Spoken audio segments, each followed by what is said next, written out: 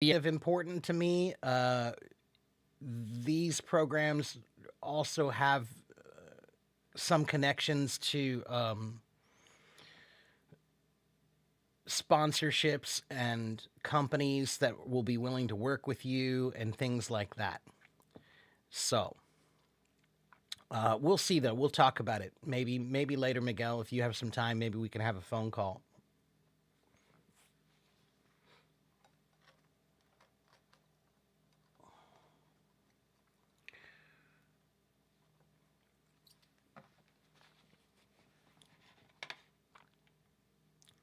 How to improve your personality?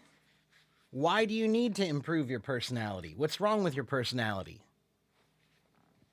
Be you. You can't improve on you. Well, you can, but you don't need to improve your personality. You just need to be on a path of self growth. Everybody's personality is growing, and it has to grow and change and adapt and learn, and grow and change and adapt and learn, and grow and change and adapt and learn. So that's all you need to do.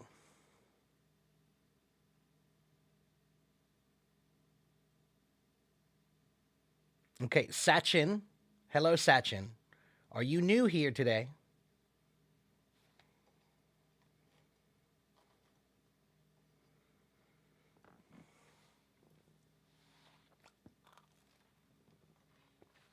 And Sachin, did you read what the title of today's live stream is?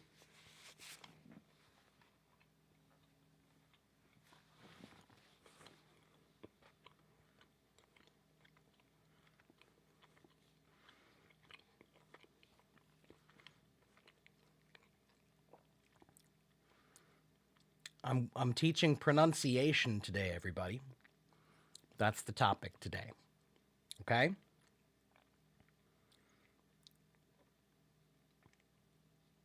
So, I'll tell you what. Um, tomorrow, my live stream will be open questions. Okay? Some of my live streams, I have a topic and you have to follow my topic. Some of my live streams are open to any questions about anything, but you have to pay attention. So, Sachin, that would be my first suggestion about personality improvement. Be more attentive. Pay attention. If you just open up a camera and start talking to somebody, maybe you should have looked a little bit first. Okay? That's all. I'm willing to help you, but not right now with that. But if you need help with your pronunciation, you're in the right place. Okay? Natural healer, I will say the same thing to you. I'm willing to give you some suggestions about what your boss said to you, but you have to wait till tomorrow. Okay? Today we're talking about pronunciation. Okay? And YouTube, is my YouTube working now? Okay, there we go. Hello, Flavia. Hello, Miguel. Hello, Juan Jose and Huda. I'm eating a bagel with cream cheese and a little bit of ham on top. Flavia.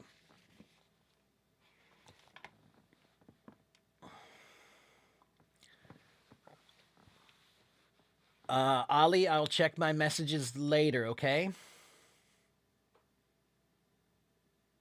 Oh, you sent it 5 days ago? Well, so here's something you guys need to remember about Hello Talk. If you send me a message, okay, there are a few things you need to know if you send me a message. If you send me a message, I will probably read it, but I cannot reply to all of the messages that I get every day. I have 62,000 followers and I can't reply to everybody. I do read them all. I do read them all, actually, but I just can't reply to them all. Okay?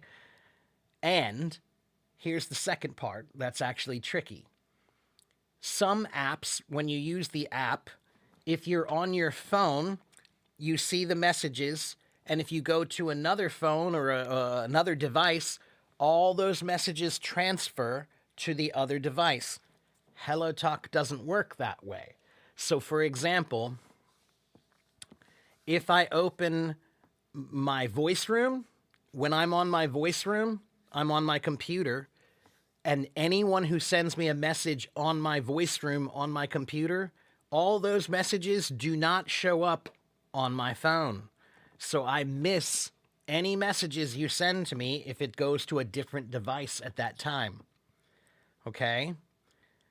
So don't get upset with me if I don't reply. It could be that I'm really busy. It could be that I have too many messages to reply to. Or it could be that I didn't see your message because it's on another chat. Okay? So, please keep that in mind. Okay? So, Ali, you might have to send me another message to remind me to check or to let me find your chat. You guys don't have any idea how many messages I get. Okay, here's my HelloTalk. All right, I don't know if you guys can see that. Let me try to, hold on. Can I turn it so you can see? Is there an angle that will work? All right, so here we go. Now look.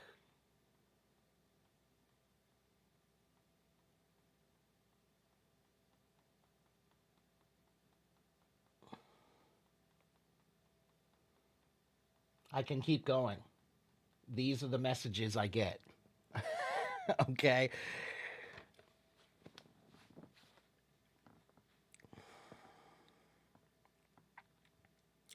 Can I rap? No, I cannot.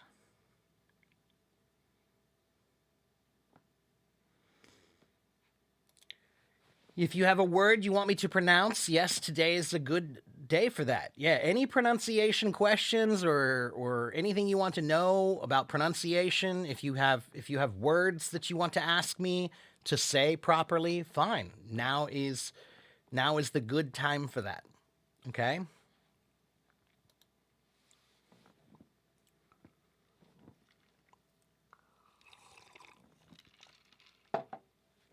And yes, Alessia, many people here have said exactly that.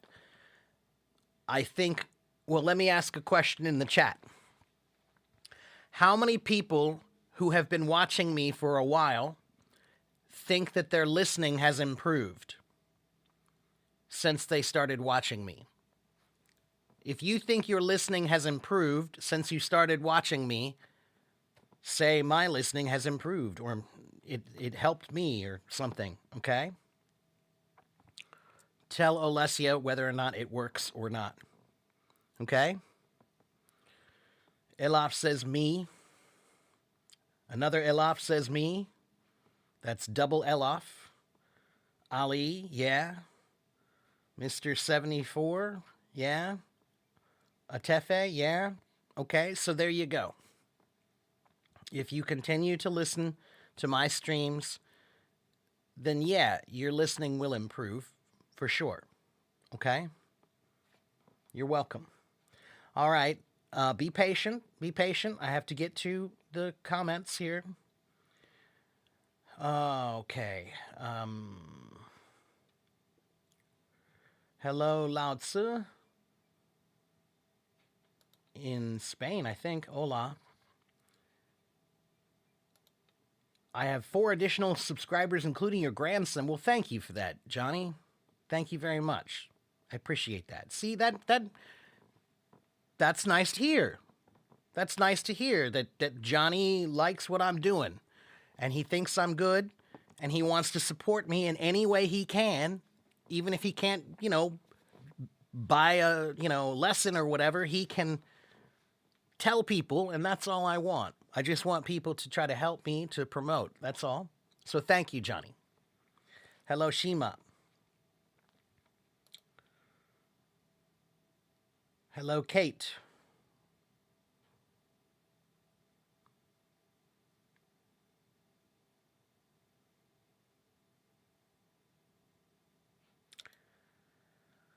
Ibrahim, the word you're trying to pronounce is amnesty. Amnesty. Amnesty. Amnesty. And Meran, that word is a terrible word, but yeah, it's pronounced yacht.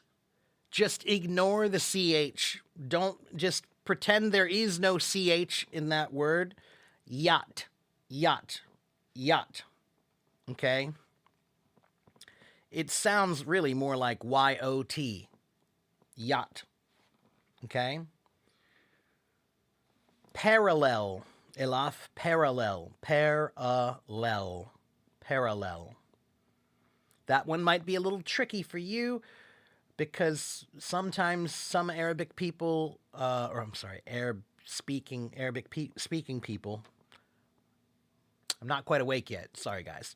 Some Arabic speaking people have difficulty with the L, the American L sound, and that one has the parallel, lel, two L's close together like that. Okay?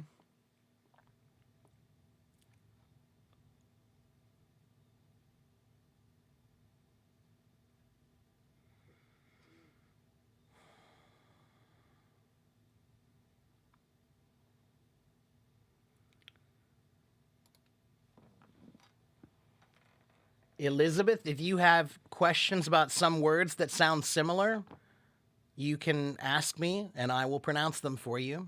Okay?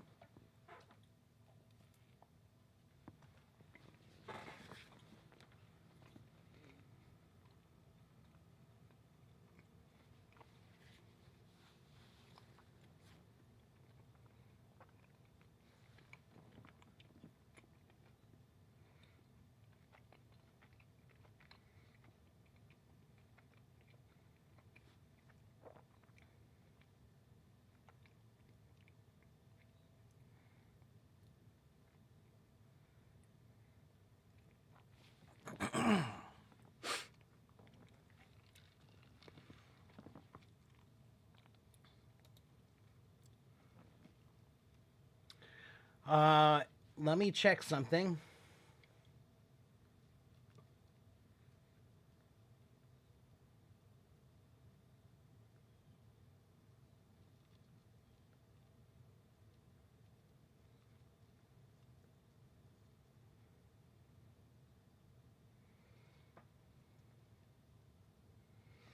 Um, let's see.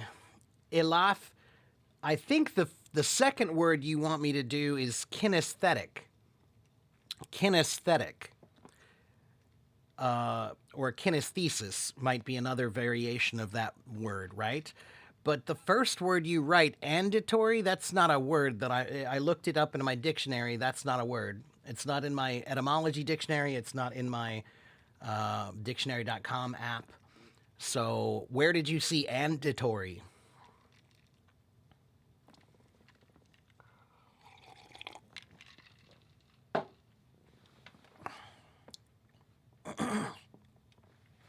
Cindy says, I have improved my listening, but how can we improve our speaking? Cindy, can you come back tomorrow and ask me that question again? And I will give you my 4 methods for practicing speaking no matter where you live. Okay?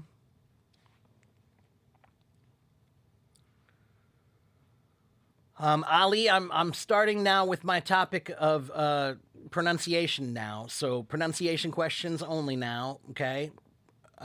But tomorrow, if you have other questions, you can come back and ask me those then, okay?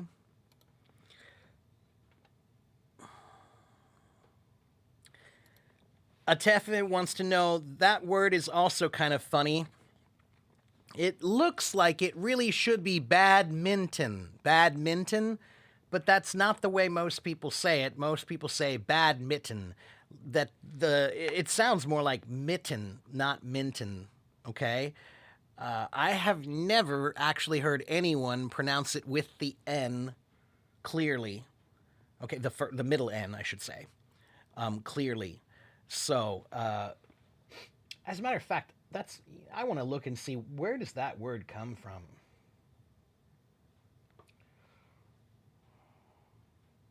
Okay, so the name badminton is an outdoor game played with the rackets. It was created in 1874.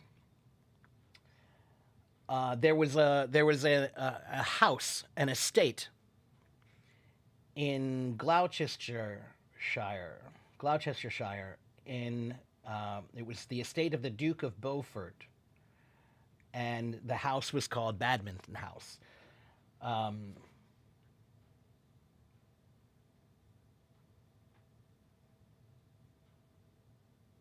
it's actually originally an Old English word. Interesting. Yeah. Um, but yeah, badminton, badminton, badminton. Okay. Thank you, Alaf.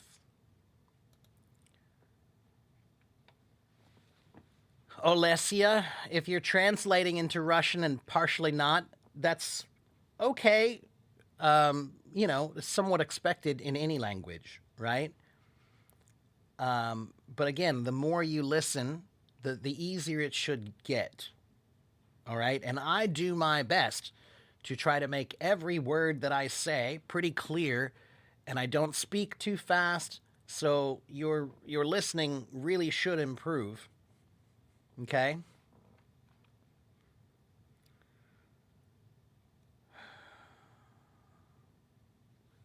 I don't know that there is a correct or incorrect way to listen to a native speaker. I think it just, listening is a skill. Do you guys know that? Most people don't realize that listening is a skill. Do you know who knows this? What group of people know that listening is a skill more than anyone else? Anyone? You guys know? What group of people or job knows that listening is a skill that you must practice and improve?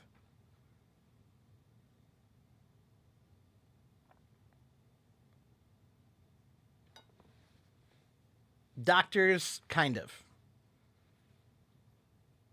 Kind of. You're on the right track, but not exactly, guys. Look behind me.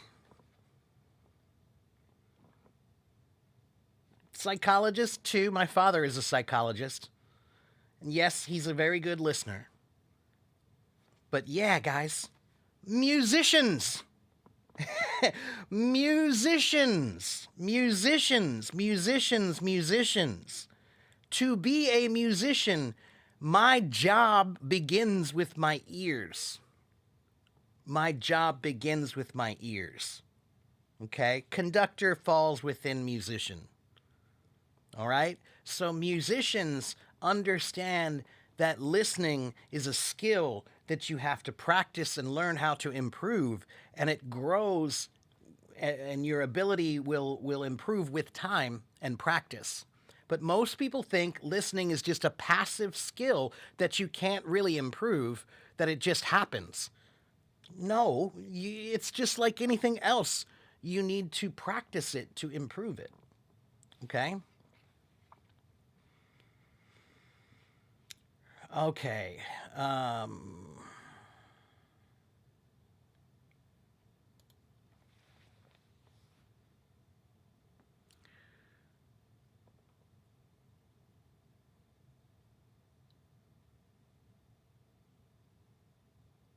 right. Elizabeth, you are correct. SEE sounds the same as CSEA. Break, BRAKE, sounds the same as break, BREAK. Buy, BUY, sounds the same as buy, BY. Meet, MEET, sounds the same as meet, MEAT. Hour, HOUR, sounds the same as our, OUR. Those are correct. Those are exact duplicates of sound. Okay? Hello, hello, hello, hello. Did I create a live stream in Hello Talk? Yeah, you're on it. Do you mean in YouTube? Yeah, it's on YouTube also. And Flavia wants to know how can you say the word literally? Okay, so this is a common word that many people have trouble with and many people ask about it. I will say that the word literally is used too much sometimes. Sometimes the best thing to do is not use that word so much. But again, in English, there might be two different ways to pronounce a word depending on the speed that you say that word. So when I say that word quickly, literally, literally, literally, literally, literally, literally. But when I say it slowly, literally, literally, literally, literally. There's a hard T, okay? And I think it's better to practice slow with the hard T, because if you do it slowly with the hard T, when you speak it quickly, it will be more clear and clean, okay?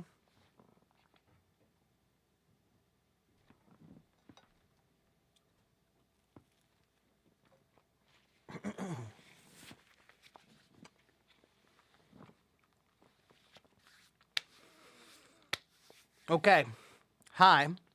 If you're new, my name is Teacher Mark. I'm a teacher. I have about 30 years of experience. I've been teaching here on Hello Talk for about 2 years on live streams. And I do give private lessons on Hello Talk also. Follow me and you can get some tips about how to improve your English, okay? Ali, the word you're looking to pronounce is intrigue. Intrigue. Intrigue. Flavia, can you say it with the T with no problem? Is that what you said?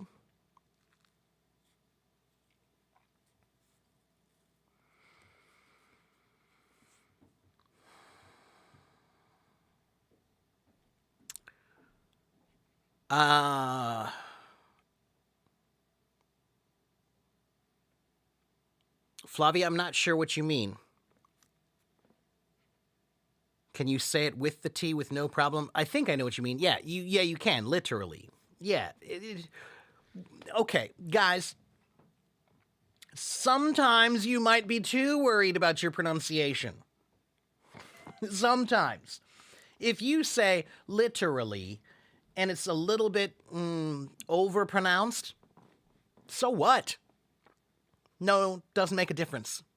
Okay? And no native speaker should correct you on that, to be honest. Okay?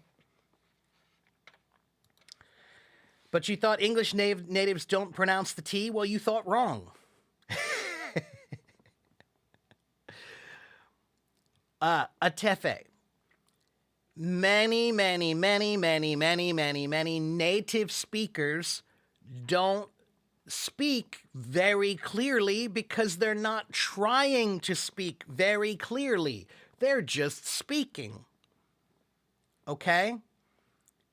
They don't really care. So,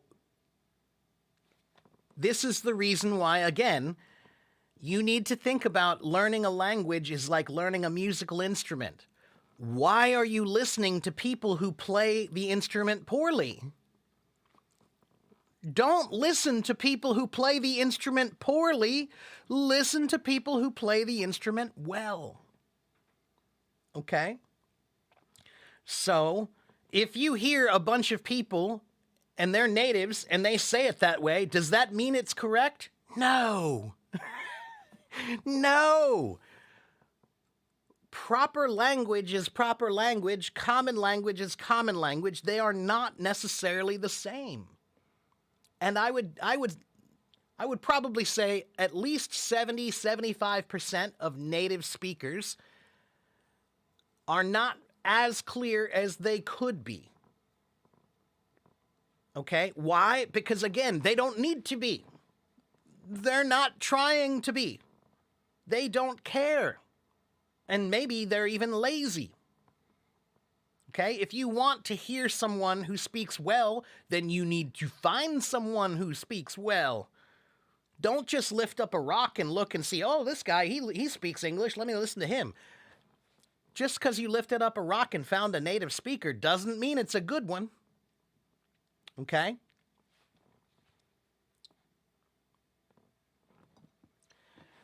Ali says, I struggle to sense the difference between P and B. Okay, so both of them have a lot of air that comes out, which is why I have this thing here. This black thing in front of my microphone is called a pop filter. It is designed for the letters P and B and S. Because when you use a microphone, if you're close to the microphone and you say the words with P or B or S in them, that air,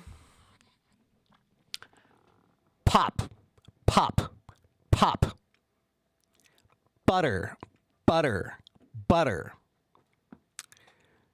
sibilance, sibilance, sibilance. It's too much air, but when you put this in front of it, pop, pop, pop, butter, butter, butter, sibilance, sibilance. It stops the air from reaching the microphone. Why am I teaching you that? Because it should tell you something about the air coming out of your mouth when you say them properly. Okay? So, look at my lips. P, P, P. Both lips on the P sound are curled. P, P, P. Okay? B is not as curled. B, B. You can see my lips. B, P, B, P, B. Okay? So the biggest difference is a lip curl and the amount of air. The P has more air and more lip curl. The B has less air and less lip curl. Okay?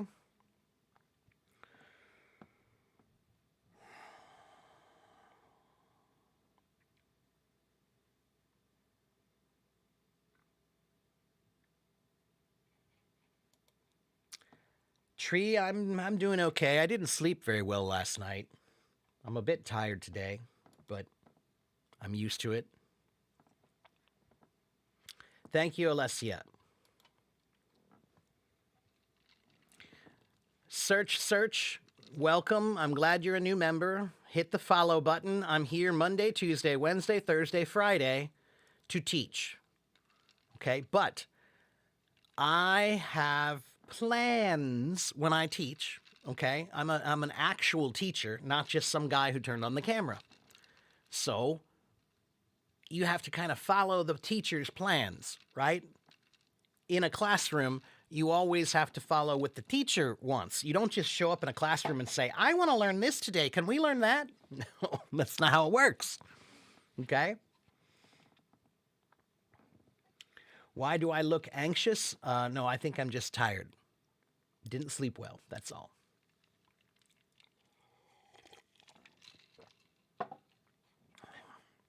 So for search, and Pinjaja, follow me. About 62,000 people on Hello Talk follow me. Okay?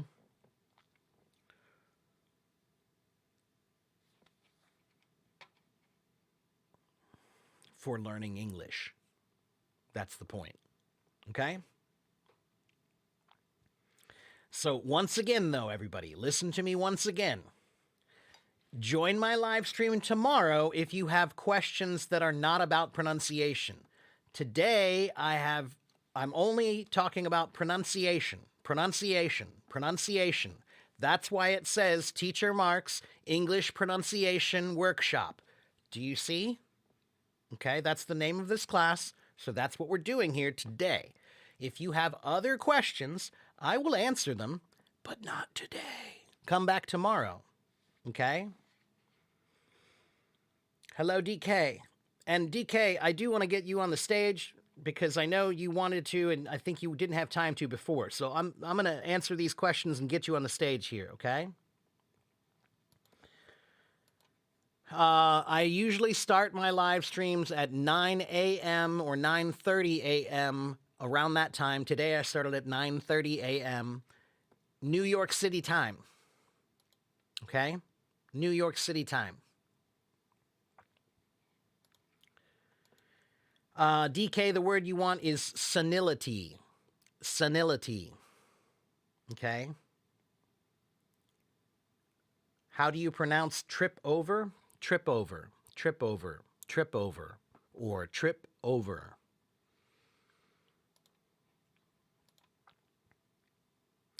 Motley, motley, and vulnerable.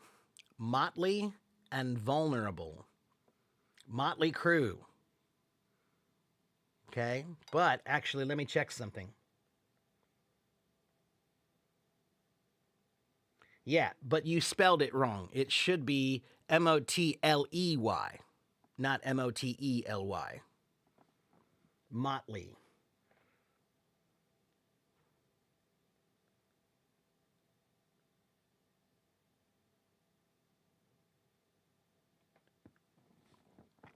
And the other words you want me to pronounce are bulk, obnubulate, contend. Bulk, obnubulate, and contend. But again, DK though, I do have to question your words sometimes, my friend. I'm very concerned about your vocabulary. Every time you ask me vocabulary words, DK, they're too random, my friend. You have no pattern in what you're learning. Why are you learning such randomly rare words? The word obnubulate, I have never used that word in my entire life. I know it, but I've never used it. Okay? Those are very, very, very, those are not the common words you should be focusing on, I think. Okay? But DK, I'm going to get you on stage, and then I want you to send me a private message, DK. Send me a private message. Don't forget. Maybe I have something for you. Yassine, the term kick-ass just means awesome. It's kick-ass means it's awesome. It's amazing. It's cool. It's great. Okay? If I say this song kicks ass, that means this song is amazing. This song is awesome. Okay? It's not really, it's definitely not appropriate in any formal situation. Okay? That's very, very informal and not appropriate in a classroom usually. Okay? Okay, again, everybody, I'm not here to answer random questions. You walked into my classroom. You must follow my curriculum, okay? What I have planned for today, okay?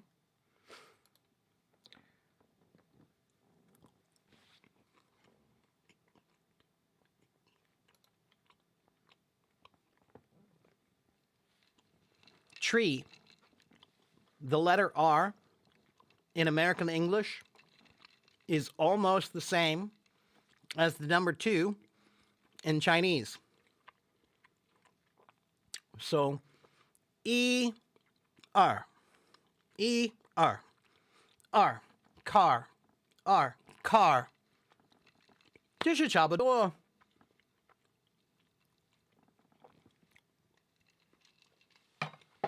Senility is a D sound? No, it's not. Senility. You guys focus too much on this TD thing. Again, here's the deal.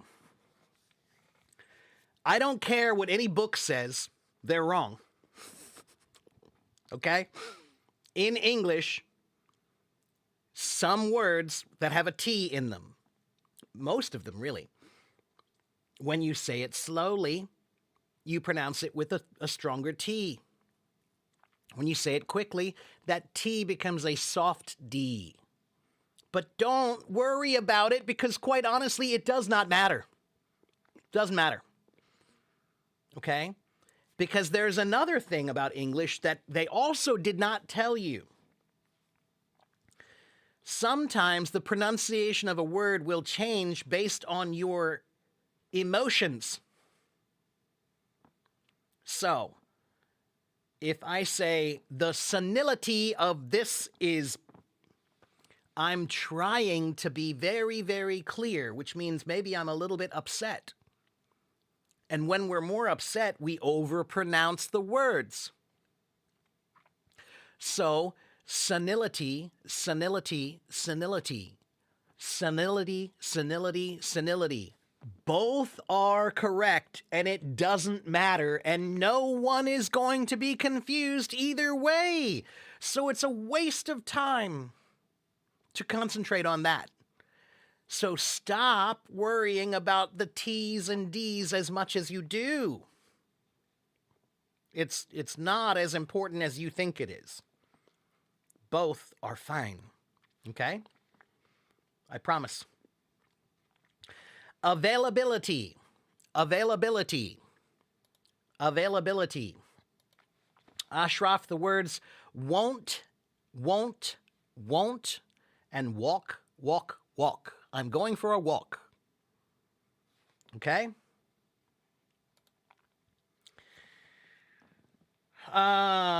You came across the two different pronunciations of bizarre. Let me think about that for a minute. Okay, yeah, there are some people who kind of they say it more like a, well, actually, let me check something. One moment. Let me check, do a little homework. 1 second.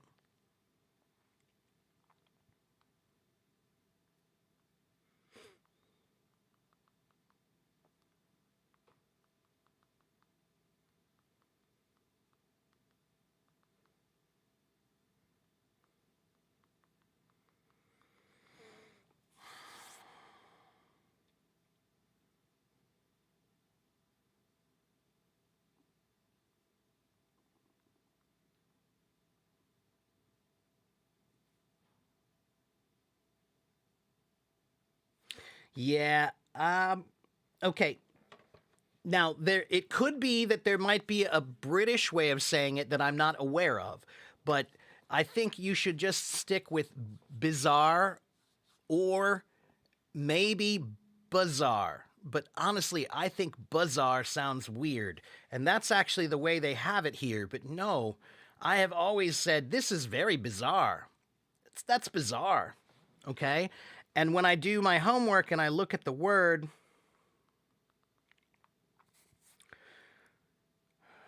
it comes from the Italian word bizzarro. Bizzarro. Bizzarro. Okay? So, yeah. Because the etymology comes from the Italian word bizzarro, then I would say the proper English pronunciation is bizarre. Okay? Sometimes the etymology can help you. Because if you find out where the word originally comes from, it'll give you an idea. That's why I always tell British people that they are wrong when they say the word schedule. No, sorry. There is no etymological root for schedule. No. If you look at it, it comes from a Greek word, which was schedule. That's the proper pronunciation of that word for any Brits out there.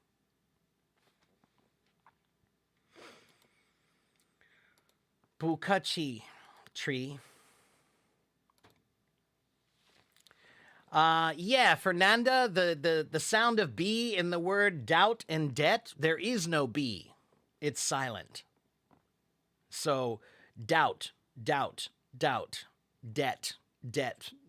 I'm in debt. I have a lot of doubt because I'm in debt. Okay, Fernanda? Ignore the B in those two words. Ignore the B. That's a silent B. Okay?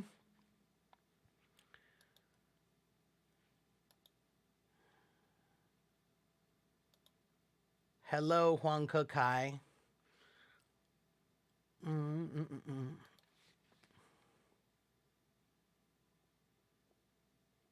Is it important to pronounce the flap T in your words? That depends on the word, Yasmin. But again, I honestly think there's too much focus on very small nuances of pronunciation that are not very important. Okay? I am here to help you improve your pronunciation, but you should focus on the things that are the big problems and not on the ones that are inconsequential, okay? Or semantically different, okay?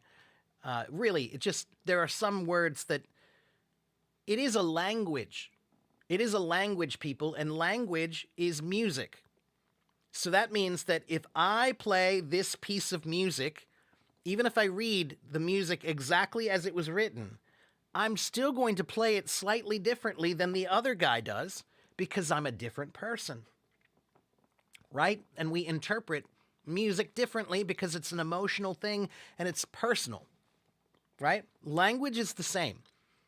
So, Yasmin, what I would tell you is whichever way you want to do the flap T is probably okay.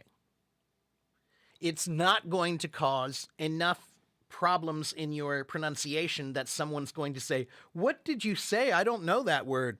No. Okay?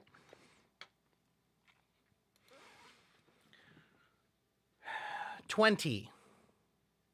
Listen to me again, Cindy. 20. 20. 20. But again, this is another T word that if I speed it up, 20. 20. 20. It's still there, Cindy, but it's so fast that you can't really hear it. This is another good reason to watch and learn from me because not only am I a musician, but I play the drums. So that means I focus on rhythm and tempo. Tempo means the speed of things. And language does have different pronunciations depending on the speed. That's one of the reasons why you watch me and listen to me, because I don't often speak as fast as most other native speakers speak. When I'm teaching at a speed that everyone can understand me well, and it's a speed where I can pronounce the words very clearly at this speed. I over enunciate on purpose, okay? I focus on my diction more so than most people do. But it sounds good, doesn't it? So maybe you can do that too, okay? Lao Tzu just so one, want, one, want, and one. So the first one, the number one, and I won, those are the same. Okay? But the one in the middle is want. I want. Want. Want. Okay? One, One, Want. Saga.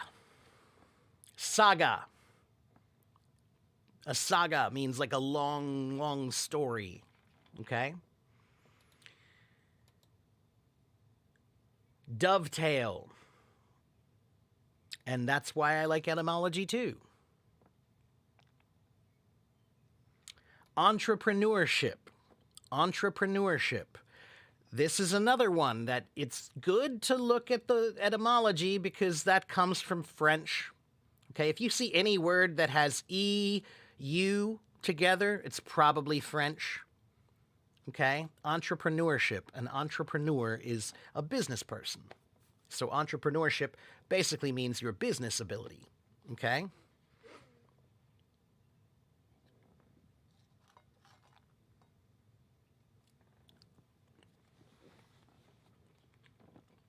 Burger. Burger. Burger, burger, burger.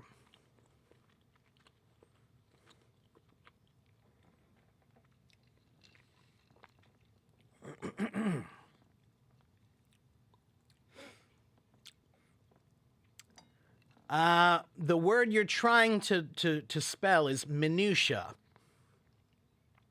Minutia is the word I think you're trying to spell.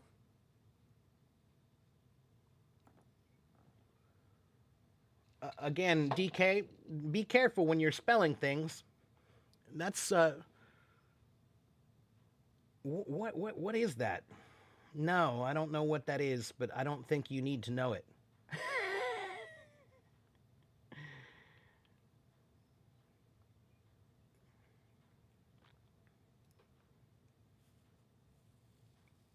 Yeah, no, minutia, or some people will say minutiae, I think. Um, but no, minutiae. Ah, wait a minute. This is a different one than I was going to say. I've never heard it pronounced that way before. Oh, that's why. Okay. Wait a minute. That's the plural form of it. That's why. Because it's very rarely used. I've never ever had to use the plural form of minutia. Um, but yeah, don't worry about it. Just say the singular form. You don't need it in plural form. Show me why you need it in plural form, and I'll tell you how to pronounce it.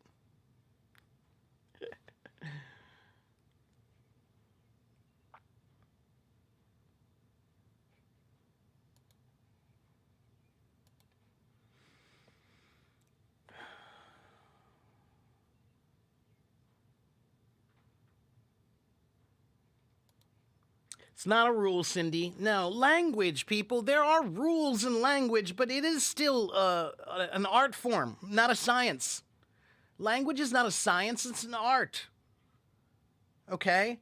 Do I sound exactly like every single other person who speaks? No. I sound like me. No one else pronounces everything the same as I do. No one. That's my voice. It's my sound. Okay? Let me get over here. Am I using a different camera today? No. Why?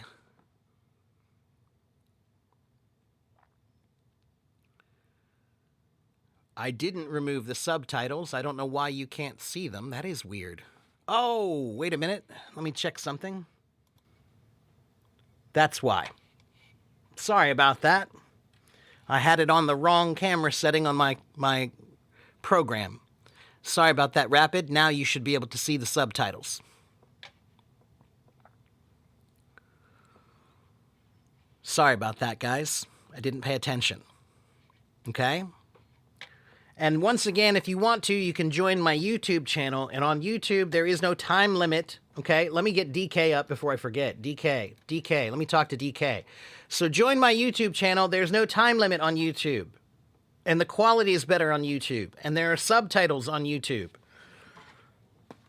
Hello, DK. How are you, my friend? Good evening.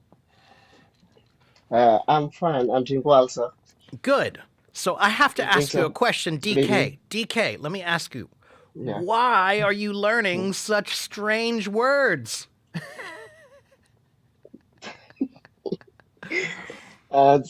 What is in so firstly, I did newspaper daily. I collect a lot of words. That's very uncommon. And there are some people in my schools. I'm teacher. I'm biology and chemistry, so the master in two subjects. Oh, okay. Well, that So helps a little bit better. Okay. All right. Now that makes more yeah. sense. If you're a teacher and you're teaching certain subjects, absolutely, there are Yeah. some more advanced words you need to know. But sometimes your words, they're Yeah. so random and they're unconnected. And I'm like, Mm. wait a minute, what are you doing, man? I think that's not a very good way to learn vocabulary because you'll never remember them that way. And I still want to tell you, even if you want to learn all those words, you need to try to find a better way to connect them together so that you have a pattern of learning for vocabulary.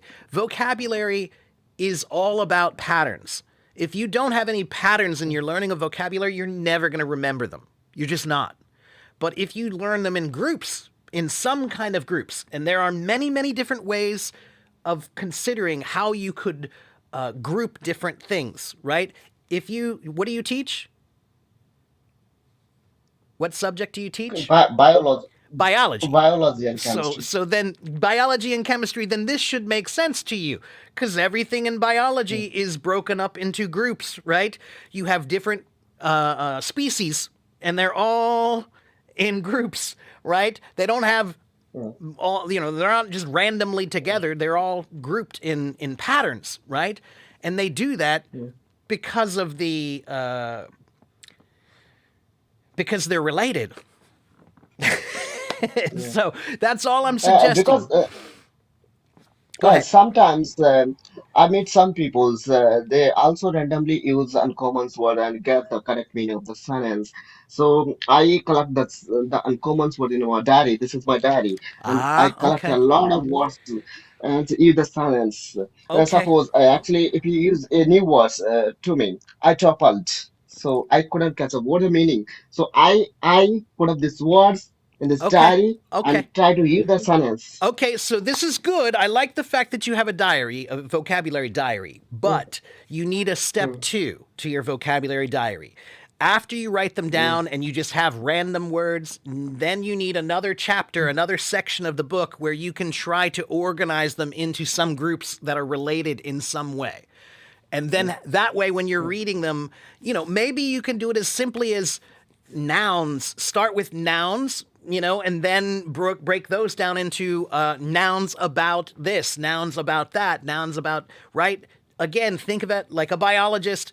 Species, man, species. Break them down into species, related species. And they don't have mm, relationships like, you know, an elephant is not directly related to an amoeba, but they probably have some relationship. They're both yeah, life yeah, forms, yeah. right? So I wouldn't put elephant and Mm, amoeba on the same page. I would have them in different in different patterns, right? So that's the only thing I would mm, suggest is you need to take your notebook and create another, either another notebook or a chapter where you can then try to put these words into some groupings that will be easier for you to study and remember. Okay? That would be what I would mm, suggest to you. yeah.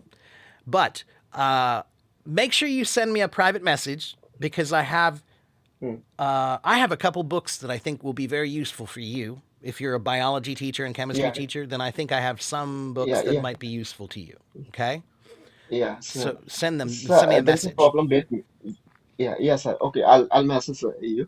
So there's a problem with me, and I meet some peoples. They also use uncommon words, like Australian peoples, like British peoples, and there is a great problem with Indians. Indian peoples collect the words whether belongs to British and belongs to Right. Americans and Right. start using sentence. Right. They don't differentiate that words belong to Americans or British, Canadian. They don't mean, but Right. use the words. Well, let me put it to you Yeah. this way. Hmm. There are not very many words that are only British or only American. There are not very, very many. There are some, but not very, very many. Hmm. The majority of the words, they might be the same word but pronounced differently, right? Like we say garage and they say garage. We're right, by the Hmm. way. Do you know why we're right? Because the word garage Yeah. comes from the French word garage. And the Hmm. French say Hmm. garage, so why would you change it? Why? Where did they get this garage from? I have no idea where that comes from, but wrong. Yeah. So, but what I would say is language is a funny thing, man. Language holds a lot of power. And it always has. Language throughout time and history has been used as a method of improving people. And the reason why they don't like that is because that means some people you lose control of some people. So that's the reason why, for example, the Bible. For Hmm. thousands of years, the Bible was written in Latin or Greek mostly, and only a few people knew how to read Latin or Greek. The priests. And if they were the only ones who knew how to read it, then if you wanted to learn about it, you had to go to them. And of course, you can't read it, so you have no idea if what they're telling you is the truth or not. That's power. Yeah. So that's why they Hmm. got so upset when Martin Luther in Germany, he decided, no, no, no, I think I want to make a translation into German. He was the first one to put it into German, which was the common language there, and they freaked out. They thought, no, you can't do that. You can't give them the language. That's giving them the power. Okay? Oh, no, I lost him. What happened? DK, you still there? Sorry about that. I think I lost you for a second. Can you hear me? Yeah. Okay, good. Sorry about that, everybody. I think I lost my connection. Let me check to make sure my live stream on YouTube is still going. YouTube, are you guys still there, or did I lose you with that connection break there? Can somebody in YouTube just say we're okay or hello, just so I know it's still working? Or I'll have to start another live stream on YouTube. So back to what we were talking about. Language is power. And that's one of the reasons why I try to speak simply as often as I possibly can. Why? Because simple language is not exclusionary.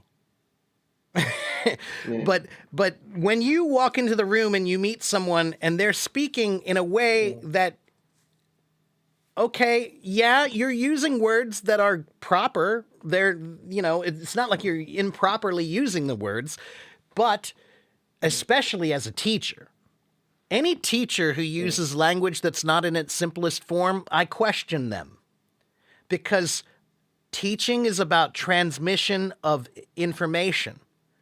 And transmission should always be in its simplest form so that everyone can understand it. And that's why Albert Einstein said, if you can't say it simply, maybe you don't really understand it. Right? So there are two things at play there. If you can't speak simply, maybe you're covering up for something. And also, if you are deliberately using difficult language around people, maybe you're doing it to try to have power over them and be exclusionary to them. Right? And I don't approve of that. That's not a good way to encourage people to be better, I don't think. And again, it's not that I cannot use big words. I just don't see the point if there's not a good reason, right? So during a class, there will be good reasons. When you're explaining certain things about certain aspects of biology or chemistry, yeah, you have to use some big words. But anyone who chooses to use a big word because it's a big word is only trying to stroke their ego. They just want you to think, oh, he used a big word. He's so smart. He's so smart. I don't even know that yeah, word. But no, man, that's not a good teacher, in my opinion. If you're stroking your ego while you're teaching, then you're doing you have the wrong mindset, you know? So, the words you're learning are fine now that I know why. But I still would encourage you've got to start thinking more like a biologist and start finding the species and putting them together so that you can understand them better. All right? And then as far oh, as the British go,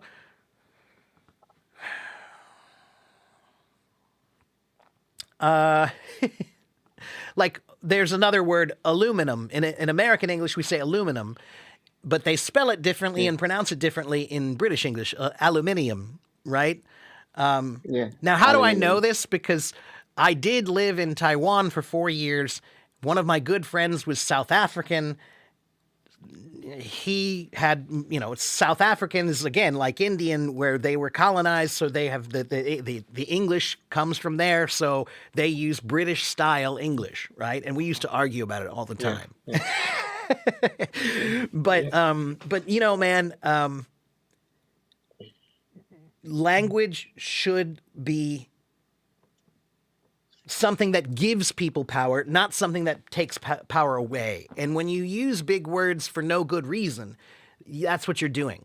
So when I use big words, if I ever do, which is not that often, but when I do, I will explain them.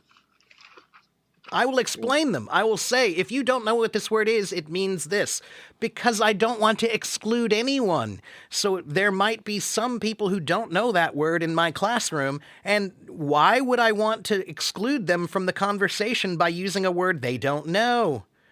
I don't need to leave the word out. I can use the word, but I have to explain it so that they know. Okay?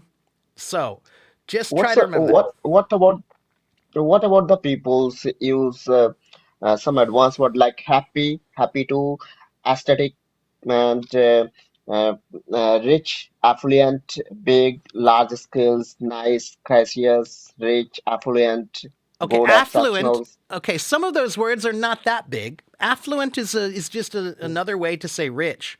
or well off, mm, right? So yeah. DK, this is why I like to use a thesaurus. Okay, so let's look up in my dictionary.com app the word affluent. Mm, And some people will say affluent. Okay, yeah. it doesn't Affluent. matter. I don't care. Who cares? Affluent, affluent, both are okay. Doesn't matter. The meaning is still the same. Pronunciation is semantics sometimes.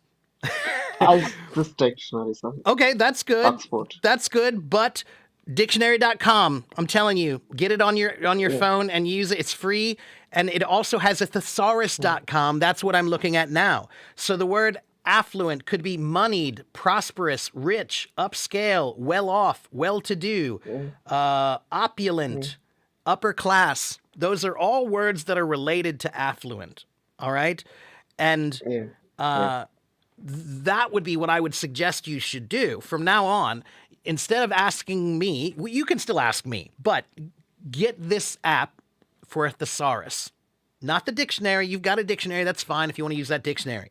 But the thesaurus is the more important thing because these are words related to each other. And maybe you don't understand the way to use that word properly, but if you see all the words that are related to it, then you might. Okay? And the other way to check to know how to use a word properly, use the internet and type in the word and then say example sentences. Just Yes. Yes. just Yes. just look Right. at 10 That's the sentences right that way. use the word balk and then you'll see he balked at my offer.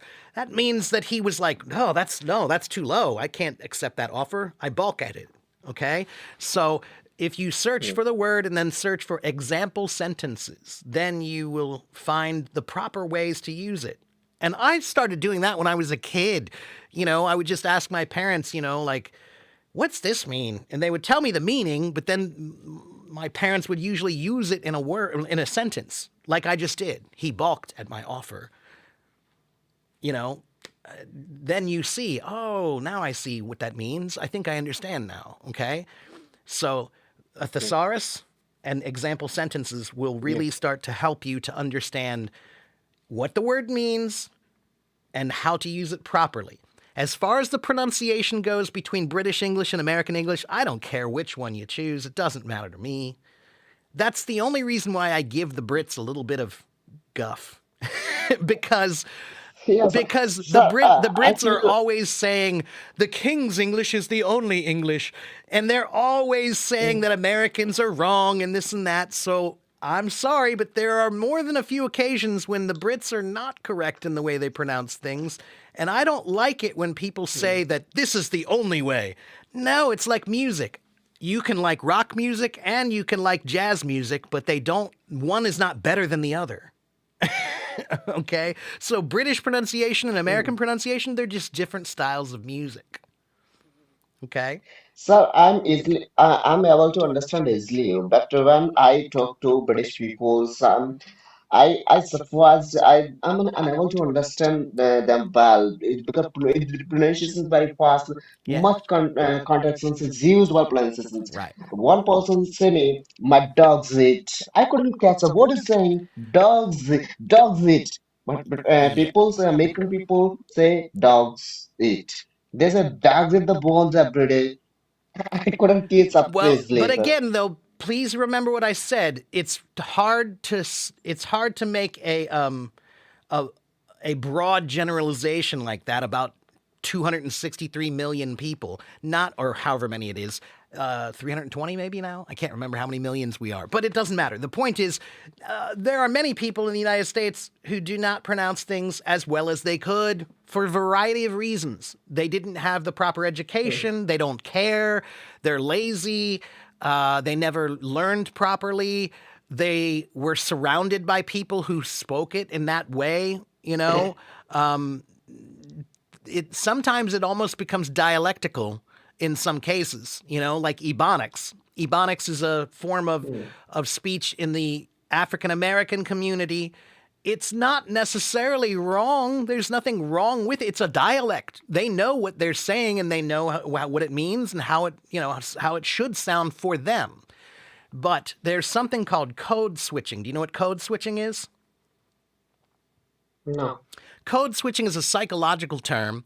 It basically means that sometimes we change the way we speak or behave depending on where we are, right? So Yeah. when I'm here teaching, I'm in teacher mode. So this is the way I speak. But when I'm hanging out with my band, Yeah. I don't speak the same way. It was funny. I brought my band here once last year to do a live stream when we were releasing some new music, and they had never seen me teach before. And they were all like, wow, dude, like you're so good at this. And I've never heard you speak like this before. It's amazing. That's amazing. Because they've never Yeah. heard me talk like that before. It's code switching, right? And, you know, when I Yeah. hang out with this group of people, I might speak this way. When I hang out with this group of people, I might speak another way. That doesn't mean it's wrong. It means it's kind of like when I'm a musician, sometimes you're playing in a very big room and you have to play the way you play in a big rooms. But sometimes I'm playing a really small room and I can't play the same way or I'm going to scare people away and it's too loud, right? So that's the change of venue is like code switching. You have to know what's appropriate at which time and know how to switch in that way. So, but there are some people, again, who use language as a exclusionary way of holding power, and they won't code switch purposefully because they want you to feel like you aren't comfortable. Language has a lot of power, man. Language has a lot of power. Yeah. So, and to be honest with you, the Brits in that particular way, they have a history of that because of that's the way nobility was. The nobles and the more, you know, high-born people, they used a different language and they only used that language all the time. And they did that because it made the poor people feel like they were not as good. That's exclusionary. By using extremely, you know, advanced language or proper, overly proper language, we'll call it, that's a way of holding power over people who don't have that language, you know? So keep that in mind. All right? But yeah, man, I All think you're right. doing fine. There are some British people who speak more clearly and some who speak less clearly. But here's the thing, DK. I don't think there's anything wrong with telling someone Yeah. Yeah. that you would like them to try to pronounce things a little bit more clearly for you. If they have a Yeah. problem with that, that says more about them than it does about you. Okay?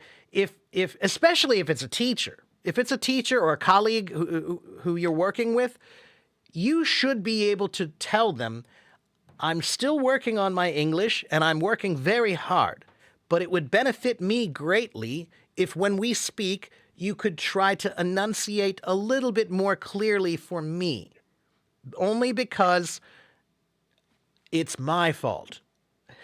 Put it on your shoulders and say, I understand it's my problem, but it would really benefit me greatly in my learning process if you would do this. And if they say no, then again, you know that they're not actually a good teacher. They're just trying to hold power over you. If they're a good teacher, they'll Yeah. say, yeah, absolutely. That's no problem. I'll do better. I'm sorry. Let me try to help you with that. Okay? Yeah, while teaching in my class, I use common words with the students, and so there are some words we are common, where they are very rare and common, so written in books, and I try to if students are unable to guess the meaning of the words that is being used my in a class, then I try to make clear the meaning of the words. Yeah, and sometimes I also find some words that are very common, not used commonly in conversations. I also try the correct meaning Yeah. Now by that's using different. dictionary. That's different. You know, when I was a kid, we used to have something called a word a day calendar. a word a day calendar. It was a Mm, little desk calendar with like papers, like thousands of papers on them, and each one had a new word. So maybe the day, mm, today your word is affluent, and you would read the definition and say, mm, "Oh, affluent." And the purpose of this was to say, "Oh, well, you can try to learn a new word every day." And what we would do is mm, try to use that word. If you learn that word, then try to use it that day. Now, there's one problem with this. And again, it's like music. mm, In music, when I practice, I might practice a certain rhythm over and over again mm, to learn it. And it might be a very advanced rhythm, right? And it might be very impressive, but it's not always appropriate in every single song. If I start using that yeah, same rhythm in every single song, that's not appropriate. You're just trying to use something from your practice into a song, and it's now you've forgotten that it's more important to focus on the music. And it's a conversation. You're supposed to be speaking with people. So you shouldn't just be using words just to try to use the word, right? But, when learning, that's okay. So in the idea of the word a day calendar, it's totally okay. All right. So you can choose the word affluent, and for one day, do your best to try to use that word as many times as you can, even if it's kind of weird and awkward when you do. Okay. But only on day one. After day one, you have to find an appropriate time to use that word or don't use it. Understand? So when you're mm, trying yeah, to acquire a word, you can overuse it in order to try to put it in your mind better. But after that, yeah, you need to think about, is it musical? Or am I just using a word that I learned in practice to try to put it in there? Maybe it doesn't really fit now. Okay? Music, proper music when it's played, has no ego. Okay? I shouldn't be thinking about what I want to play to make people look at me and think I'm good. A good musician is always thinking of what can I play that will make everybody else in the group sound better. Okay? And that means I have to listen to them first, and then I have to think of a proper way to reply. Not just random, oh, I can't wait to use this thing that I learned in practice today. I'm going to use it in this song, and I'm going to use it in that song. And I can speak to this because I used to do it when I was a kid. When I was 19 or 20 years old, the first few records that I recorded, if you listen to them now, there are many cases where that's what I'm doing. I'm using a word that I learned in music inappropriately. Why? Because I wanted to try to impress people with my ability to use that word. Okay? So, okay, sir. you're doing just fine. You're doing just fine. Believe me. Okay? And I will Yeah, send you a few things that'll mm, help you. Now that I understand why you're learning such random words, that's okay. But now I want you to start yeah, grouping yeah. them into Because species. because I'm also getting preparations for better opportunity. So when I take my examinations, I have to face some uncommon words in Of examinations. As course. you know, Of this course. kind of words are held in examinations, so Of I have to course. work Yeah, over that's this kind different. of thing. Again, So there is my another questions related to English songs. I'm a fond of listening English songs, but I'm unable to guess correct meaning as you understand as a native speakers while listening your music. Is it also mentioned the rules of grammars while singing in English songs? okay. Well, songs songs can be fun and a good way to learn some English, but you need to remember something Yeah. about songs. Songs have lyrics. Lyrics are like Mm, poetry. Poetry can be anything you want it to be.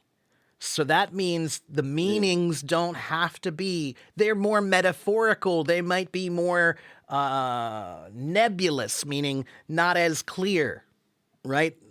So, like the Mm, nebula, yes. right? So, Mm, when you're learning songs, don't always mm, try to think, what does he mean here? Okay? Actually, Yes. most singers hate that question. When you said this in this song, what did you mean? Usually a singer will tell you it means whatever you want it to mean because a song is supposed to speak to you. Right? It's supposed to Yeah. speak to you. It's not supposed to just be about what that guy was thinking or feeling. It's supposed to be something that you feel it, and when you hear it, you go, oh, I can relate to that in your own way. But there are many songs. There's a band that I really love called Soul Coughing. And the Mm. singer is a really weird guy, and he's a great lyricist, but his lyrics are very strange. Like, have you ever heard of Jack Kerouac? No. Jack Kerouac is a famous American writer from the 19 what year was that? The Beat era. Let me think here really quickly. Uh, let me see if I can find. I'll see if I can read something from him very quickly, and you'll see what I mean. Let's see. Not quotes, passages.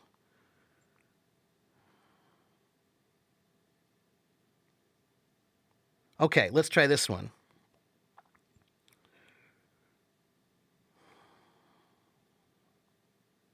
Okay, he said, and as far as I can see, the world is too old for us to talk about it with our new words. We will pass just as quietly through life, passing through, as the 10th century people of this valley, only with a little more noise and a few bridges and dams and bombs that won't even last a million years. The world is just what it is, moving and passing through. So that's actually pretty coherent, but a lot of his stuff is very incoherent. Not incoherent, it's what we call free thought. Free thought.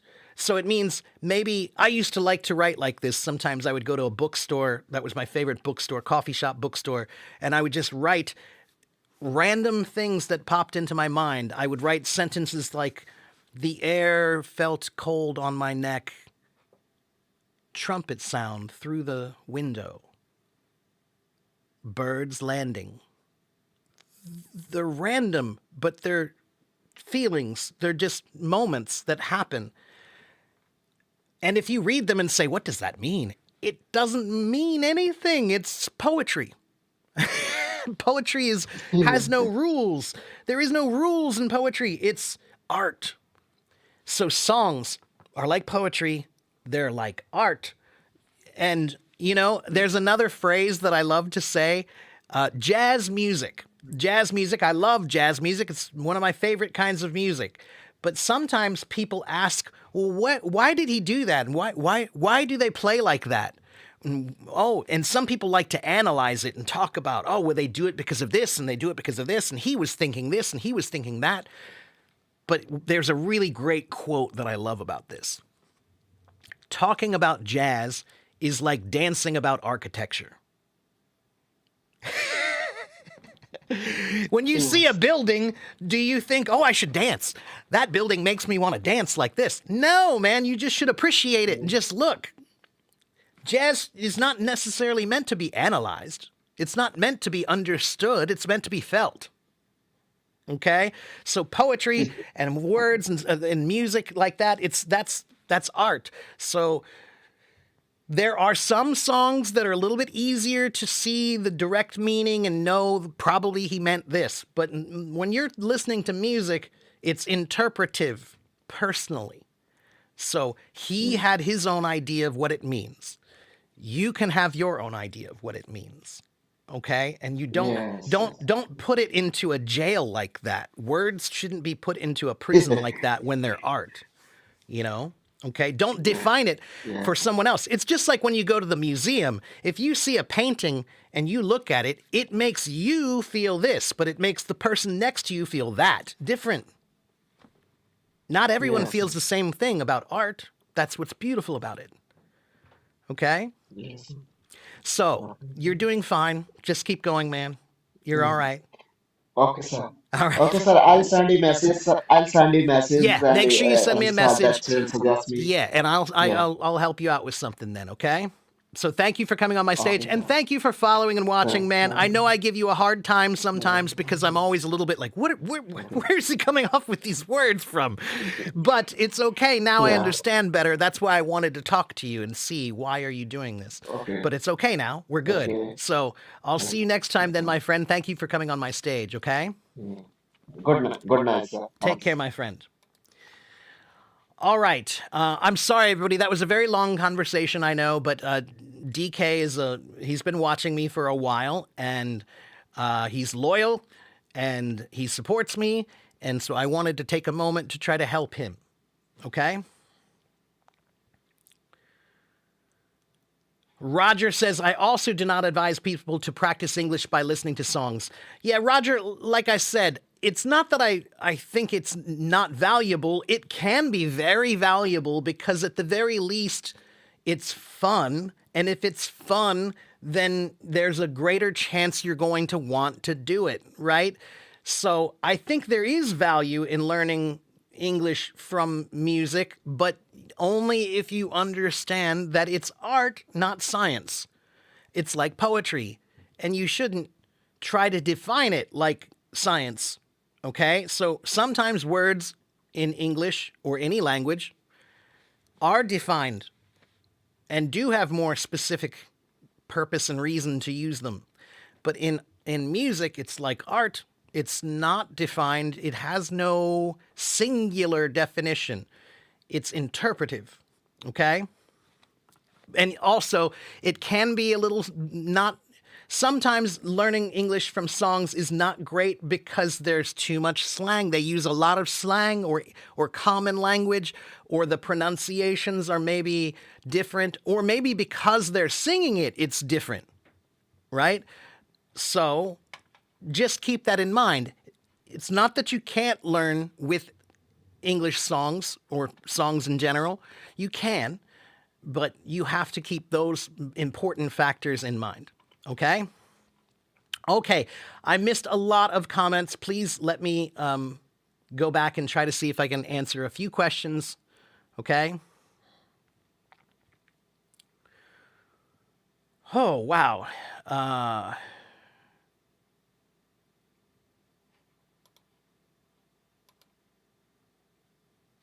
You want me to say hair with a British accent? Hair. Hair. Hair. I think. I don't know. I'm not British. That was just me imagining what a British person might sound like, but that's not correct because I'm an American. Okay? I'm drinking coffee, iced coffee.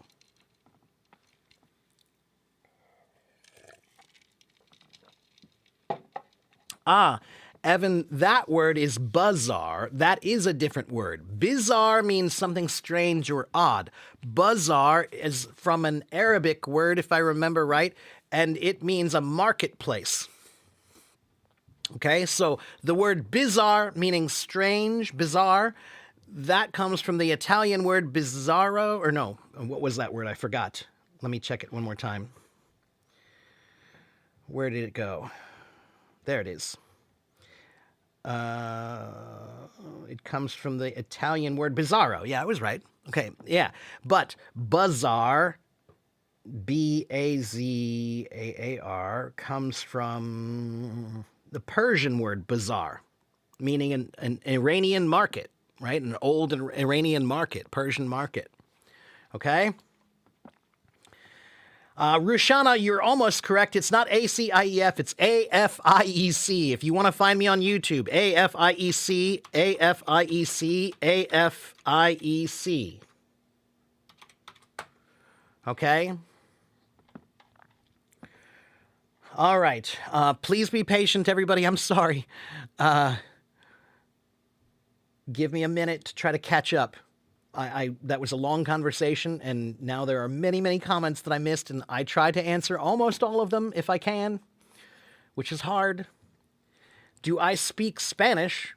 Un poco, but you're from Brazil, so bom dia. I also know just a few words in Portuguese, only a few. Don't ask me to speak Portuguese. All right. Thank you, Ali. Thank you, everyone who's complimenting me. I appreciate it. Evan says they understand it, but they have a hard time explaining it. But that's why. Then you need to think about it more, because if you can't break it down into its simplest terms, then you don't really understand it. That's from Albert Einstein, not me. Yeah, and I'll take his word over mine. I'm just a drummer. I'm just a drummer. Thank you, George from Suzhou. The app I was referring to is thesaurus.com.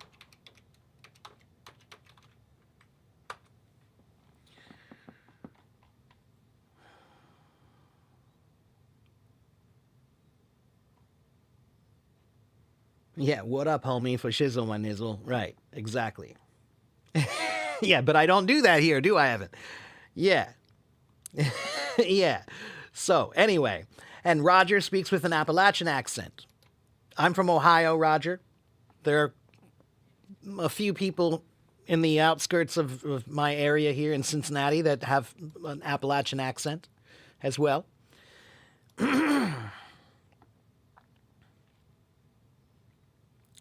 You want me to pronounce the words measure and pleasure. They're good to learn because they do have the same sound. Measure, pleasure. Zh. Whichever one works for you. I agree with that, Evan. I don't care which accent you choose. That's the difference. British people will tell you, no, no, no, you must learn my way. No, no, no. But in American, we don't care, man. I don't care which one you use. Whichever one you want to use. Independence. It's a very American thing.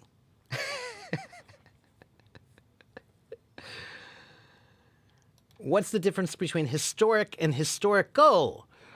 Sometimes I would say they're kind of semantically different, so maybe not much. But let me just double check myself to see if there's anything I'm missing, because I'm not afraid to say I don't know.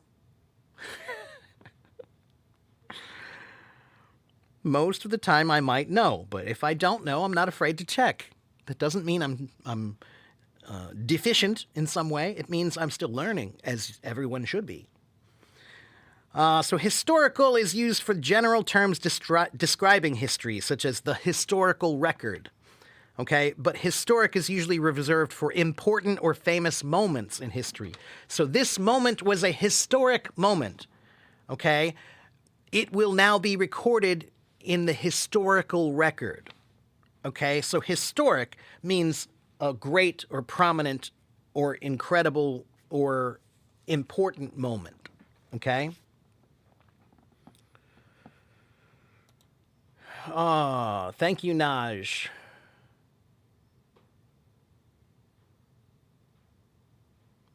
Carlos says rock lyrics and magazines. Okay, but again, everybody has their own path, man. Everybody has their own way. And you can learn a lot from songs, but it's important that you just understand what I was explaining, that it's more like art. The rules of grammar don't apply in songs. There are no grammar rules in songs.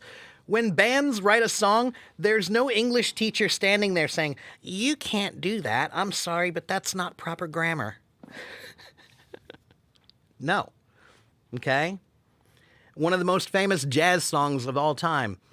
It don't mean a thing if it ain't got that swing. Do-ah, do-ah, do-ah, do-ah, do-ah, do-ah. It ain't. Yeah. Don't mean a thing if it ain't got that swing. Ain't is not proper, but it doesn't need to be. It's a song. Okay?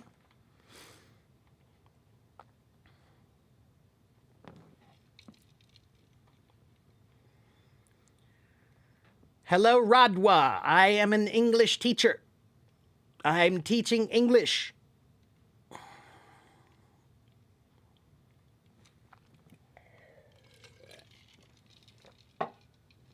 Jack car wreck? Yeah, he was kind of a car wreck. Sometimes his words sounded that way.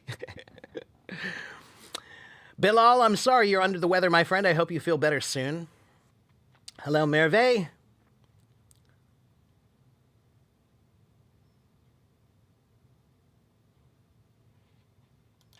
You Can High says, I suggest listening to movies. Okay, but again, everyone, please understand something about TV and movies.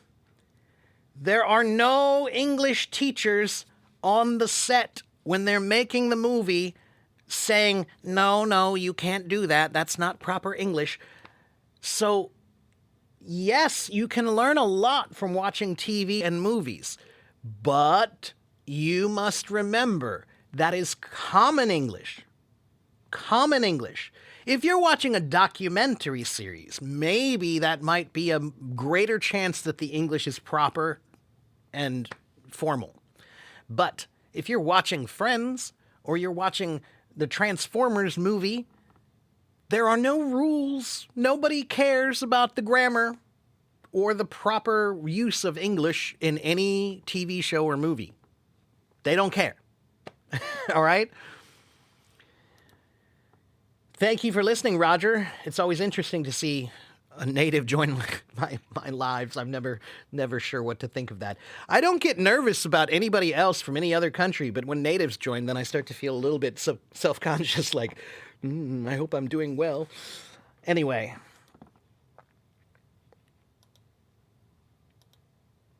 Right. You said languages are similar to music. You should use fills that match the song you play. A fill is like a vocabulary word in drumming.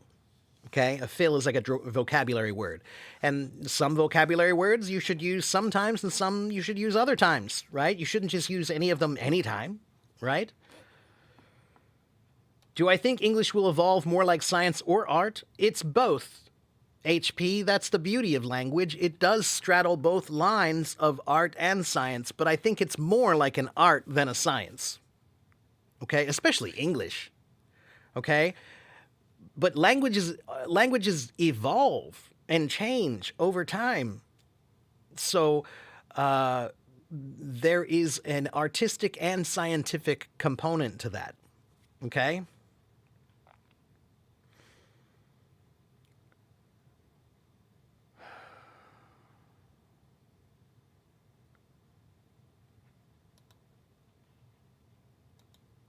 Wow, look at you, Daikicho, talking about double bass drums.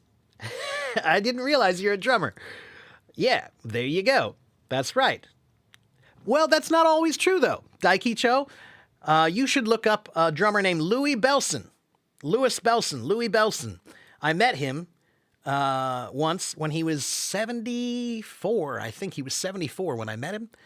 And he was the very first double bass drummer. And he did use double bass in jazz, but only in big band jazz. Big band jazz. That's where you have 18 guys there playing at the same time. You've got trumpets and trombones and saxophones, right? All together, big group. So that means they are loud. So the drummers, Buddy Rich, Gene Krupa, Louis Bellson, those are big band drummers. And they played pretty loud, and some of them, like Louis, played double bass sometimes, okay? Little jazz drumming lesson for you, too. If you can't explain something to a 6-year-old, then you really don't understand it yourself. Yeah, generally, I kind of agree, in general. I don't know that I would say 6, maybe 8. But, yeah, basically the same idea, yeah. You used to live in Holmes County. Okay, I think I remember where that is. Okay, let's see. Again, everyone, I'm doing my best to try to keep up with the comments. Please be patient. Bizarre in Spanish means the same. Well, Miguel, probably because it came from the same root, the Persian root. Okay. Hello, Sadef. Yes, that's correct. Cindy, I would agree with you. Okay. You hear the language, but there are some words you don't understand. What's the solution for that? Time and patience and practice, Abdullah. That's the solution for learning anything.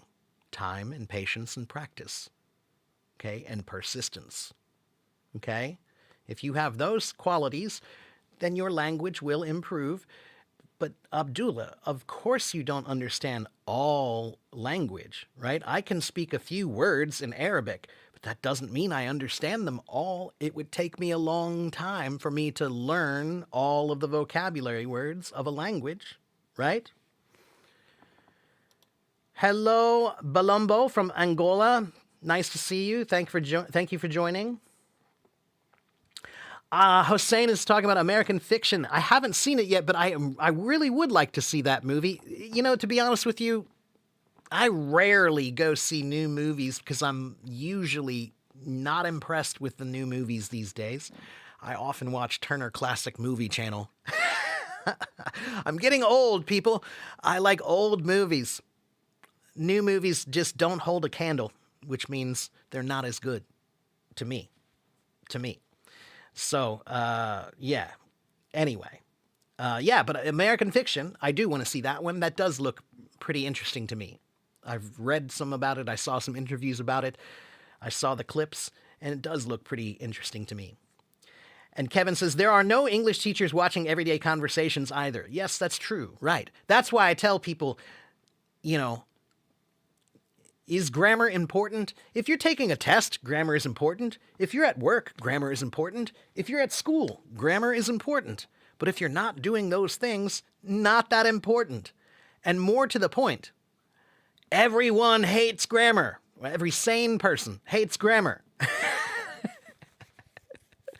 Grammar are rules. Nobody loves rules. If you do, I question your sanity just a little bit. Okay? So, if everybody is feeling nervous about grammar, then maybe we should all relax a little bit, because that means they understand your feeling, right? You feel nervous about grammar, they feel nervous about grammar, we all feel nervous about grammar. So, chill out. Chill out means relax, okay? Hello, Gloria. You tell your students that the majority of Americans have little to no concept of English grammar. In general, that's true. But again, I don't necessarily fault them for that, Roger, because language is not about perfection. Language is about communication and expression. So the majority of people, after they leave formal schooling, their language, let me think of what's the right word. It settles into the place where they need it to be, right? So if you work as a dock worker, you know, or you work as a factory worker, or you work in a machine shop or something like that, the chances of you needing formalized English in that environment are not that great. So that means that your English tends to settle in your environment, right? If you have an environment that uses common English, or, you know, colloquialized English, or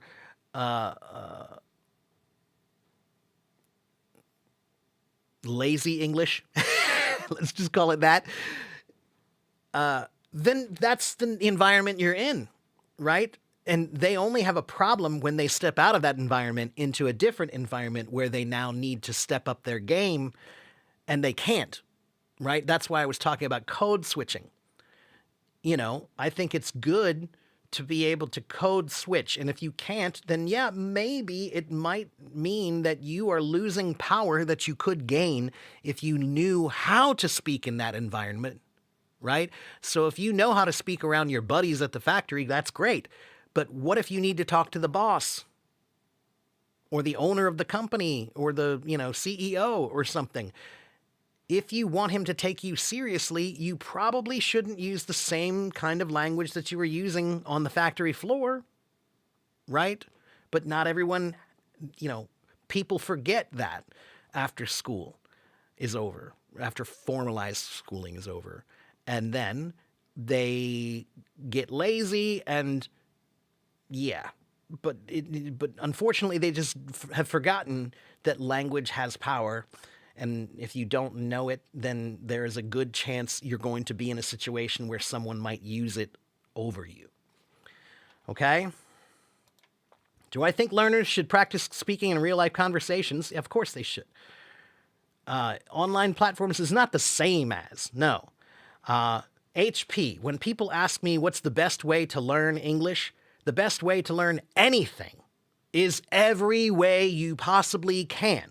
So when I want to learn a language, I have books and videos and apps and YouTube and live streams and podcasts and friends and family and teachers and anything I can get my hands on. Okay? Used to play bass in a band. Okay, cool. Okay. Geez, I'm trying to keep... Oh, good. I caught up with it. All right. I'm caught up with all the comments now. So good. Hello, Paula. Ciao. Hello, Gloria. Hola. Mucho gusto.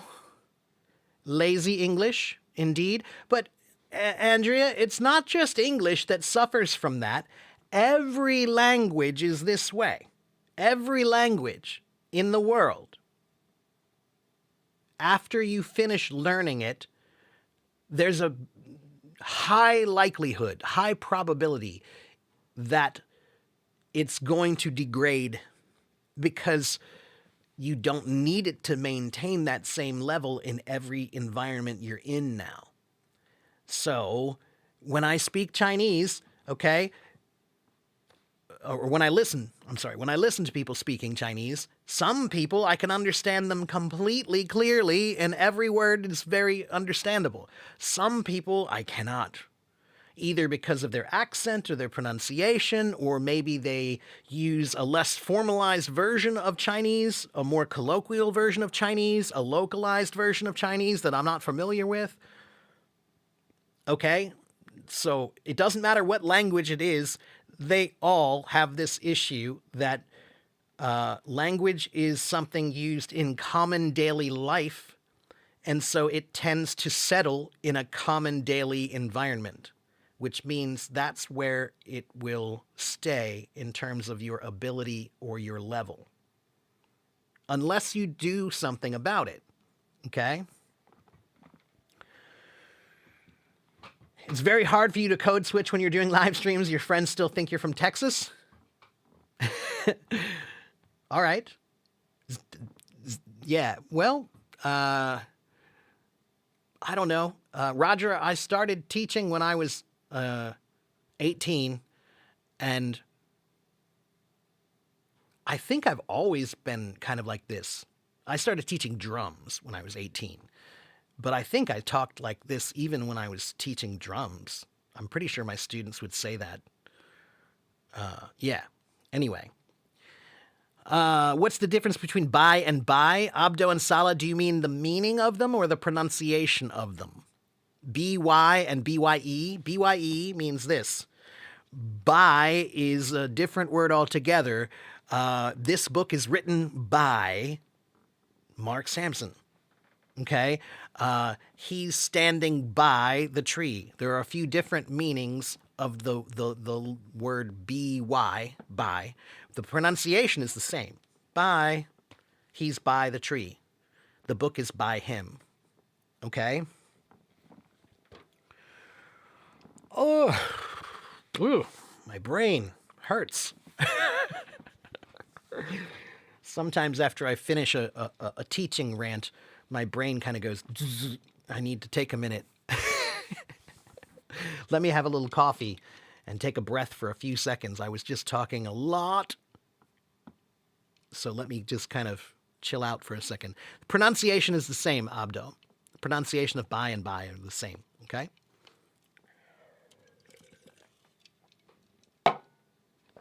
All right.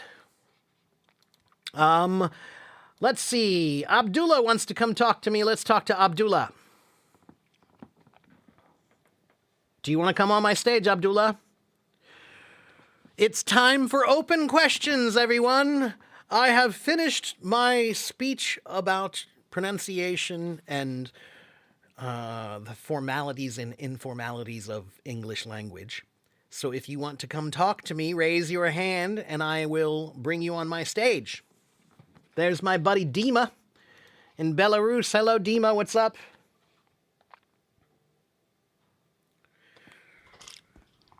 Привет, my friend. Hello, Mark. My Can you hear me? comrade.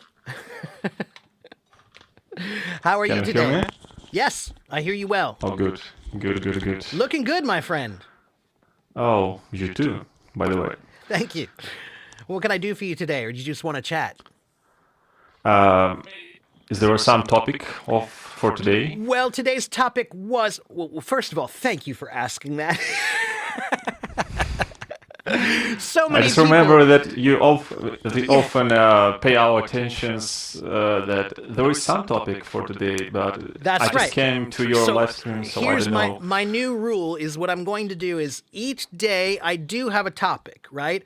So every day there will be some topic. So today we were talking about pronunciation, but what I'm going to do from now on is my streams are going to be about 2 hours long each day. I'm going to try to do 2 hours only, but I always just go too far and go too long. But the first hour and a half will be whatever topic I decide, and then 30 minutes open. So we're in the open section now. You can ask anything you want. And then By the way, I some can- days I will have open, just complete. Like tomorrow, I'm going to do English Q&A session. Open your mind. That's right. Completely open. That's right. I see. So, go ahead, my actually, I have a question about pronunciation because it's really struggling for me to pronounce numbers like fifth, seventh, eighth, ninth. I don't remember how it's called in English. I These don't numbers. either. I don't either. But no, you're doing it fine. When you Those count, are good. first, second, Yeah, third, first, second, third. fourth, Yeah. Ordinal. Is that and ordinals? I can't remember. th in the end, it's really difficult. Yeah, it is. It is. That's exactly right. It is. And man, I usually have to teach this to kids when they're young, and they always struggle.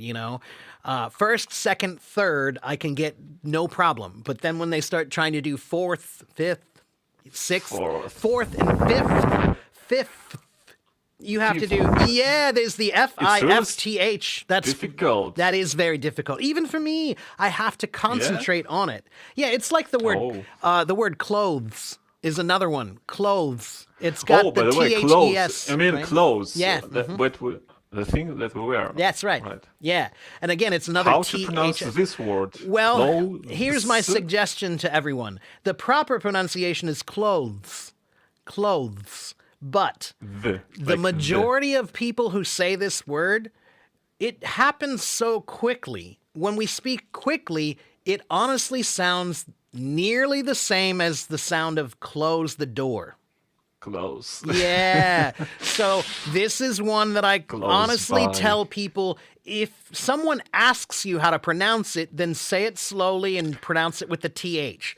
But in most cases, 98% of the time, that's going to happen so quickly that nearly no one is listening that carefully to it. And the context will also be obvious what you mean, right? So in that case, I just tell people to say, I like your new clothes. Did you hear the TH? No. Right?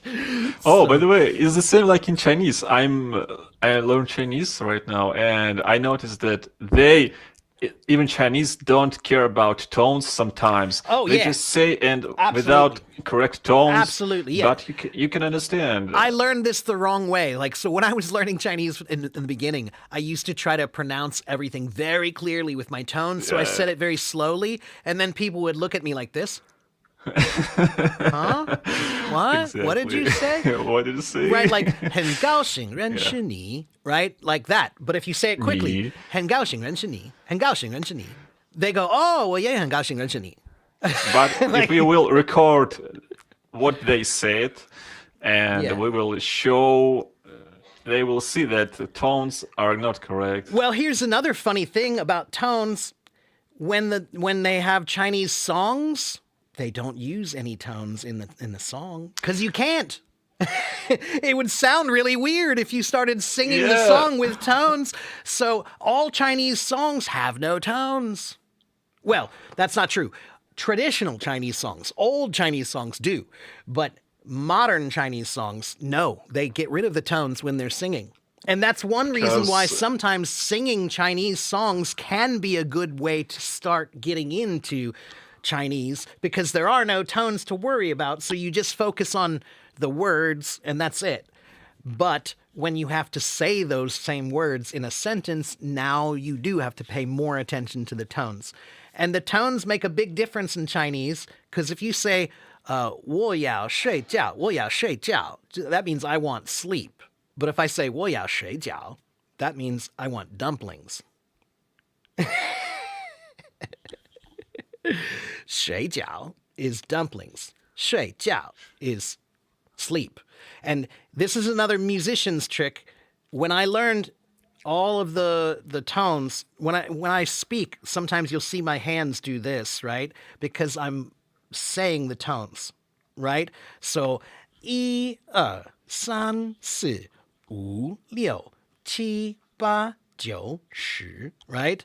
And by doing that, it helps me to think of the musical nature of the tones. How do they sound? It's 1 2 3 4, right? And then they sound more, so draw them in the air for a little while, man. It'll help you. Okay? It's a trick I just did by myself, and it really helped me. I never saw anyone else do that, but it works for me. I created a trick for me how I can learn tones in Chinese. First, for example, cha or chi. It's like kung fu. Chi, cha. You kind of breathe outside all your air. Your energy. But when you say ma, it's like a question, just a question. Ma. Where's right. Ma? Yeah, that's right. Yeah, but again, maybe it's some very easy way. I don't know, very simple. The other day I showed this to some people, and this blows people's minds. And again, I'm not perfect at this, but let me see if I can do my best. There's a poem in Chinese, if I can find it. There it is. And the poem. It says, looking at the 10 lions, he relied on his arrows to cause the 10 lions to pass away. That's the first line of it translated. But if you say it, it's shi shi shi shi shi shi shi shi shi shi shi shi shi shi shi. My Chinese followers, was I close? Was I at least a little close? I've been practicing that and trying to improve it. But the difficulty of that is every single one of those words is a different character with a different pronunciation and a different meaning. So you have to do the tones correctly, or it just sounds like shi shi shi shi shi shi shi shi. So when I first moved to Taiwan, it used to drive me crazy because I was learning my numbers. And I would hang out with my friend from South Africa, and he was married to a Taiwanese girl, and we would go practice tennis sometimes at the park. Well, he would go practice tennis. I would just watch because I'm not really into tennis. But he would hit the ball against the wall, and every time he did it, it was 1 2 3 4 5 6 7 9 10. Everything was a downtone, and it was driving me crazy because I was trying to learn the proper tones, and he's killing my mind by saying them that way. So, yeah. Anyway, but that's great that you're learning Chinese, man. Again, I'm not a Chinese expert by any means. I just know enough that I can express myself, and that's all I care about, Like, I can use it usually, and people go, oh, yeah, I understand, okay? Like, I have 3 students now who I actually have to teach English mostly in Chinese. To them. And that's a big challenge for me. That's a pretty big challenge to try to teach an entire lesson mostly in Chinese and translate whenever I need to so they understand, But yeah, anyway, I have useful Chinese, not perfect Chinese, but I don't care. Because again, what do I always say? Language is not about perfection. It's about communication and expression, Yeah, I understand. Yeah. I think I will learn English maybe all my life. You will. Yes, because but there is no limit that's for exactly learning. right. That's the same thing as, again, that's why I always make the comparison to musical instruments. you're never finished learning a musical instrument either. If you learn the piano, you're never done. If you learn the violin, you're never done. No matter how good you get, you always feel you can do more. That is the same in language. That's why I hate the word fluent. Because fluent gives you the idea that if you just get to this level, then you're finished and you don't need to worry anymore. No. Fluent, it's so subjective thing. Yeah, very, Like, very subjective. how do you think? Am I fluent? Well, that's right. That's why I said, like, the definition of fluent in the dictionary, it always has something that says something about being able to use the language easily to speak, right? Or to express yourself. But I can talk about a lot of things, but not everything. If you ask me about astrobiology, I don't know anything about astrobiology. If you ask me about advanced physics, nope, can't tell you about that either. If you ask me about the history of Belarus, no, sorry, don't really know much. Okay? So what I'm saying is, Me too. I also can't does talk about history of Belarus. does that mean I'm not fluent? That's why the definition of fluent is it's not a good term. It was a term that was created to give people a false sense of being finished. But you're never finished learning a language, ever. Exactly. You know, when I talk to you, I can say that I understand what you say, and I can explain myself in general. But when I talk to some Americans, British, someone else who has some special accent, pronunciation, I feel like I'm so stupid. Why? Again, So it that's- depends on person. That what you- does. that we That's talk. exactly right. It's not always about you. Sometimes the person you're listening to is not a good person. And that's another musical parallel that I teach. When you learn a musical instrument, when I learned the drums in the beginning, they didn't tell me, hey, you should go listen to everybody in the world who plays drums. No, they told me you should listen to this guy, he's the best, and this guy, he's the best, and this guy, and this girl, she's the best. The best. We model ourselves off the best, not just anybody. Language confuses you, though, because everyone uses language, so you think that you should be able to model yourself off of anyone. But no. Choose the people who speak really well and use them as your models. Okay? Now, I know you want to understand everyone who speaks, but guess what? I have bad news for you. You can't. You can't. Even myself, I'm sure. I tell people sometimes, I went to Boston one time and I was trying to buy a ticket for the subway, and I couldn't find where to buy the ticket, and I saw a police officer, so I walked up to her and asked her, excuse me, can you tell me where I can find a place to buy a ticket for the train? And she said, oh, what you need is a Charlie card. Right, exactly. And seriously, What did you say? I actually had to go like, Chakat? was that English? Like, I had to think, is she speaking English? I wasn't sure. She said, oh, what you need is a trolley card. A trolley card. A trolley is another word for a train car. A long time ago, they used to call them trolleys. And so she said, oh, you need a trolley card. And the Boston accent, the South Boston accent, is one of the most thick American accents. So even I had a hard time understanding a native speaker. And I'm an English teacher. So you're not going to understand everyone who speaks whatever language it is. You should focus on the people who speak well, and then in time, your ability to understand people who don't speak well or as well will grow, okay? But focus on modeling yourself after the best, not just anyone, okay?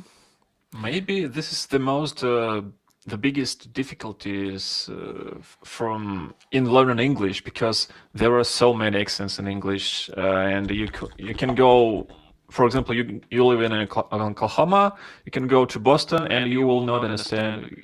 You won't be able to understand someone. Yeah, sometimes. somewhat. Yeah. Again, I think that it's not usually a huge problem for most native speakers here, but occasionally, yeah, absolutely. The South in the South. You know, if you live in Texas or you live in Georgia or Mississippi or Alabama, those states all have very thick Southern accents. If you go to New Orleans, which is one of my favorite cities, there are some people there who have a very, very specific localized dialect called Creole. And Creole is a mix of English and French and Native American languages, and I think even a little Spanish Native too. American language? Yeah, it's a mix of all four. Wow. Yeah, and if you hear them speak, that's a really cool accent, but it's definitely kind of weird and different, right? And people in Minnesota and closer to the border of Canada, they tend to sound a bit more like Canadians, although they have I say Minnesota, they say Minnesota. That was pretty bad. But they don't move their mouth. Like if you're up there, there's a movie called Fargo. If you watch that movie, Fargo, people from North Dakota also, or is it South Dakota? I can never remember. Whichever. They also have the similar accent, and they don't move their mouths very much. You know, when they speak, it's very, very small mouthed, and so and then they also have a very specific American, accent. Right. Yeah. But again, I live in the Midwest. I live in Cincinnati, Ohio. The accent that I have is kind of considered one of the more neutral or most neutral accents. That's why everyone can understand me. That's why it's good to be an English teacher with this accent.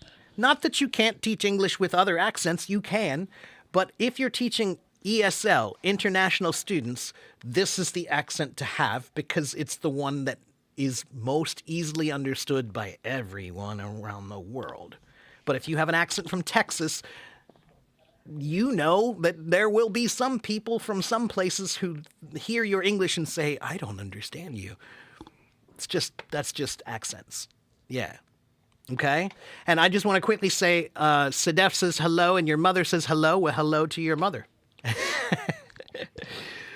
Let's see. Did I miss any comments here? I want to make sure I didn't miss anything more. Too cold to move the lips, Kevin says. Yeah, that's true. Boston can be pretty cold. Or no, also you were talking about Minnesota and whatnot. Yeah, it is cold up there. That's true. Yeah. Anyway, but again, I deliberately enunciate, and this is another unique part of me. I learned this not in English class. I didn't learn enunciation in English class or diction in English class. I learned it in acting class.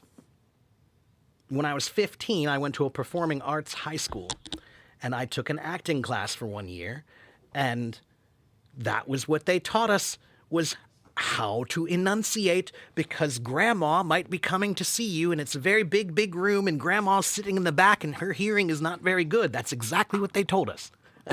They said that. They said, so when you're on the stage, there is no microphone. It's just you. So you must learn how to enunciate your words clearly, use diction and body language. That's why I move so much when I speak too, because my facial expressions and my body movements also help tell the story of what I'm telling you, right? That's why when I was a kid, I read Shakespeare. We have the complete works of Shakespeare, and I was reading, and I was trying to read, but I couldn't understand any of it. I was like, is this English? I don't even know if this is English. But then I went to go see it in a performance, and suddenly it was like magic. I was like, oh my God, I understand what that guy just said, but I didn't understand it in the book at all, because that's acting. It's acting, right? You know, so wherefore art thou? When I read it, I had no idea what wherefore art thou means. Well, one, because it's not common language anymore. That's an old English way of speaking, right? But when you see the performance and she says, Romeo, Romeo, wherefore art thou, Romeo? She's not saying, where are you? She's saying, why are you? Wherefore means why. And when you see the pained look on her face and you understand she's not saying where, she's not saying, Romeo, Romeo, wherefore art thou, Romeo? Where are you? No, she's saying, Romeo, Romeo, wherefore art thou, Romeo? It means, why are you from that family? I fell in love with the family, a boy from the family of that's my enemy. Why did I have to fall in love with that one? That's acting. So, I didn't learn diction and enunciation from English class. They didn't teach that at all, as a matter of fact. I learned it from acting. And that's why I also recommend, when you find great actors, okay, they have amazing speech. Okay, so if you look up James Baldwin, or you look up Sidney Poitier, who has a specific kind of accent. He's actually from the Bahamas, so he had a Bahamian accent, but it still sounds amazing. Or James Earl Jones, another great one, Darth Vader, right? Luke, I am your father. Right? That guy? That's James Earl Jones. Or Morgan Freeman is often, he gets work because of his voice, his ability to speak clearly and in a way that sounds good. So acting is important in this case because acting taught me that language is not just the words, it's the way they're said. Yeah. So, anyway, I'm done with my rant now. That's a good idea, because before I thought about English, about languages, just about words, and I was focusing on words a lot. Maybe I should focus more on actions. You For should. example, right now when I'm trying to explain you something, I move by my hands. I don't know why. No. I'm trying to you- explain. That's one of the reasons why I love Italians. Italians speak everything with their hands, right? And there's even a famous movement, this, right? Italians do this thing, right? You know, yeah, bene, bene, bellissimo, bellissimo, right? They move, they speak like they're, and again, that's because the Italian language is so musical, and it also is performative. Italian language has kind of got this performance aspect to it. It's got a quality like music when you say it. You know, I say spaghetti, they say spaghetti. Right? Totally different. You know, like it's just a different accent. I just put a slightly, you know, an accent on a different place in the word, and yeah, it's just the It's musical like quality. special stress on That's in right. the word. The special stresses. Spaghetti. That's right. That's right. Spaghetti. I say linguini. I say linguini. They say linguini. This again. It's Yeah, often difficult. on the second tone in Italian. Often, but not always. Often, but not always.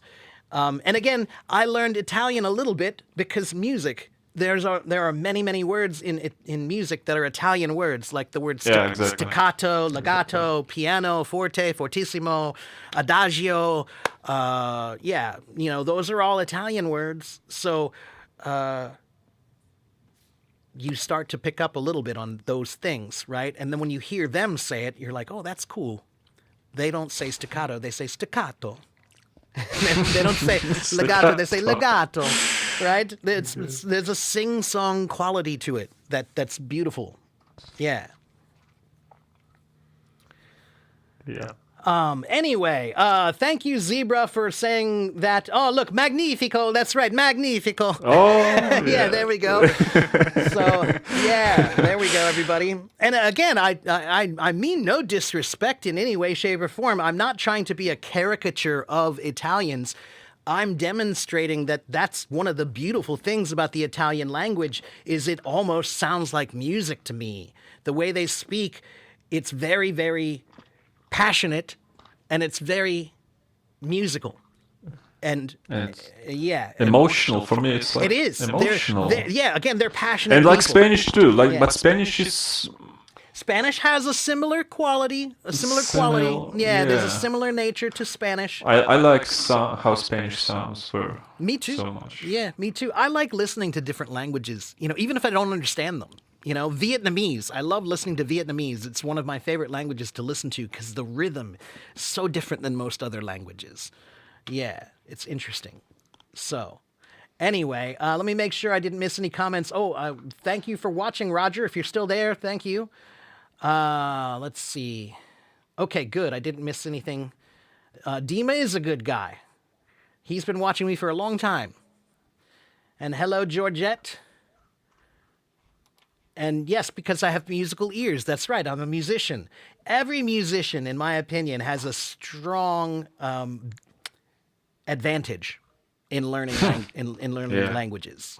I agree. Any serious musician, they understand sound in a way that you don't, and they understand how to practice sound in a way that you don't. So that's why when I teach, sometimes I teach people, if you really want to improve your phrasing and your way of speaking English, sometimes you need to practice the way a musician would practice a very difficult passage of music. If it's a very difficult passage of music, I don't play the entire thing all the way through. I can't do it that well. So what I will Note by do, note. note by note, but more importantly, you start over every time. So I'll say, if the sentence is, let's see, let me just get a simple sentence here. Okay, here's something. Okay. If the sentence is just a simple sentence of, imagine you live in medieval England. That's the whole sentence, but I will practice it like this. Imagine. Imagine. And I'll say it until I feel that that word is confident and comfortable. And I won't move on to the next word until I feel that that word is confident and comfortable and relaxed. Then I will add the next word. So I'll say, imagine you. Imagine you. Imagine you. And again, I won't move on to the next word until the group of imagine you sounds comfortable and confident. This is how musicians practice. We get it, each part by themselves, to be confident and comfortable before we move on to the other one. And more importantly, we always go back to the beginning and start over, which means you're repeating it again and again and again, and you're getting many great times practice. from That's the right. beginning. That's exactly right. So it's crazy. Most Exactly. people don't have the patience for that. But that's why I'm saying musicians have an advantage, because we already do that all the time.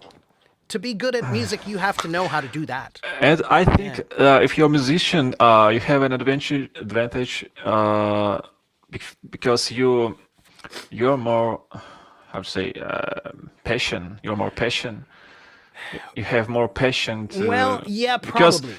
to learn some difficult part, For example, I play guitar, and right now I try to learn. Do you know Joe Bonamassa? Oh, I love him. Yeah. Yeah, I tried to learn Joe Bonamassa from yesterday, Song of Yesterday composition solo part, and it's so difficult, Yeah. so difficult. I tried by little small parts. One small part. Yep. Next. That's one, exactly right. Yeah. It's so difficult. That's right. But when I was a kid, I in did order it to wrong. do this, I have to be patient. Yeah, that's right. Patient too much. That's right. Well, not too much. There's never too much patience. but when I was a kid, I didn't quite understand it in the beginning. When I was learning, I would do one part, just part A, and then I would stop and practice part B by itself, and then I would stop and practice part C by itself. And the one thing that I didn't do was the thing where you go back to the beginning all the time. That's crucial. That's crucial because it really makes you practice in a much more effective and efficient manner. And again, it means that you can't move on to the next part until these parts feel comfortable and confident and relaxed. Okay, so if you really want to do that, in drumming, this is what I call beat building. Okay, but in English, I teach it as word building or phrase building because you can do the same trick, but instead of breaking it down into separate words, breaking it down into separate phrases. So first you practice the words, then you can group them into phrases and try the same thing, and that will help you to understand the proper, the way I don't say, hello, my name is Teacher Mark. They're not all separated like that. I say, hello, my name is Teacher Mark. So there's hello, my name is, and Teacher Mark. Those are the phrases, right? So you can break it down that way too. So again, Yeah. musicians My definitely have first an my advantage. fir- my first English teacher was Slim Shady, Eminem. If you, I remember one song. My name is some. Oh, he repeated it all time. My name is, That's and right. this Yeah. it was My first name is. phrase in Yeah. English that I learned. My name Yeah, that is- was his best song, to be honest with you. I think that was his best song. Yeah, Slim Shady. Yeah. I still like him now, but every artist in time, sometimes they get bitter. And then things get more dark and more dark the older you get. And I They think are especially just humans. yeah, that's true. Especially in rap. Especially in rap, because there's a very competitive nature to rap music that I don't really approve of. I don't like diss tracks. I'm a guy who believes in collaboration, not competition. That's why bands are a beautiful thing. Bands are the perfect group of collaborative individuals working together well. Okay? Collaboration doesn't mean competition. You want everyone to do well. You're trying to help them do better. They're trying to help you do better. That's collaboration. It's not competitive. Okay? My guitar player's not saying I'm a much better guitar player than you're a drummer. No, he hopes that I'm a great drummer and he wants to be a great guitar player so that we support each other. It's like table legs, right? If you pull one out, will the table still stand? Maybe. You pull two out, is the table going to stand? Probably not. But Yeah. anyway, when I see how you play drums, I understand how bad I am in playing guitar, and I think I was like, I should work more, make more practice. Well, then you have the right mindset. Because I feel the same when I see other drummers. I see, when I see my but heroes and that's stuff. why I go, look at "Oh, you man." and think I should make more practice and more exercises. I should work more hard. That's the proper mindset if you want to be a good I musician. look at you, how you speak Chinese, how you play drums, and it's a good example for me. It's like motivation, good motivation. Motivation. So, thank you. Yeah, you're Seriously, welcome. Bukachi. Bukatsi. Yeah, there's another one that you have to make sure you land hard on the ka. Bukachi. Always on the I can pronounce correctly this one. You can. Do it. Come on. No. Try. Bukatsi. Bukatsi. Bukachi. Bukatsi. Yeah, ka. Ka. Yeah, it's just Bukatsi. think about it like K-E or K-E-H, ka. Ka. Or maybe Ka. K-U-H, ka. Bukatsi. Yeah, Bukatsi. Bukachi. Yeah, that's it. Yeah, but I always feel a little bit strange when I'm teaching anyone Chinese. 'Cause it's like, Yeah. you're white, man. You're white, dude. What are you doing? Don't be teaching that to other people. But I think Stranger Things. I think I can teach a little, and it's not terrible the way I teach. And here's the other thing that is important about Yeah. teaching. Here's one very important thing about teaching. Teaching doesn't have to be perfect. Teaching does not have to be perfect. So even if I teach you how to say that slightly incorrectly, if it's an improvement on what you know now, then it's an improvement on what you know now. So when I was 18 years old, I started teaching drums. And I remember the first year I taught drums, I felt like, what am I doing? Like, oh my God, I don't know enough about this to teach. They ask so many questions and I didn't always know the answers. And I freaked out one day. And I remember I called my teacher I'm at the music store in between lessons and I'm calling him and I said, man, I think I shouldn't be doing this. I don't know if I should be doing this. And I said, they ask too many questions. I don't know all the answers. And he said, Mark, you don't have to know all the answers. You just have to be one step ahead of them, and you just have to want to help them get to the next step. That's it. Okay? And many times in my own history as a drummer, maybe I learned this from that guy, but then I found out later that it wasn't quite right, and that there was another way that was slightly better, or maybe he didn't quite teach it, or maybe I didn't learn it exactly the right way. But learning is a process, not perfection. Very rarely does learning happen as perfection on day one. Very, very rarely does that happen. It takes time. It's kind of like sculpting. You have to mold it and shape it, and it'll look better and better each day that you keep working with it until finally it's a clear picture of what you're trying to make, right? So keep that in mind, everyone. You don't have to be a perfect teacher. You just have to be passionate and helpful. Okay? That's it. I don't care if I'm wrong occasionally. I really don't. Because I know I'm being helpful, and I know you will figure it out eventually. If I did say something that's not quite correct, I'm not, nobody's dying.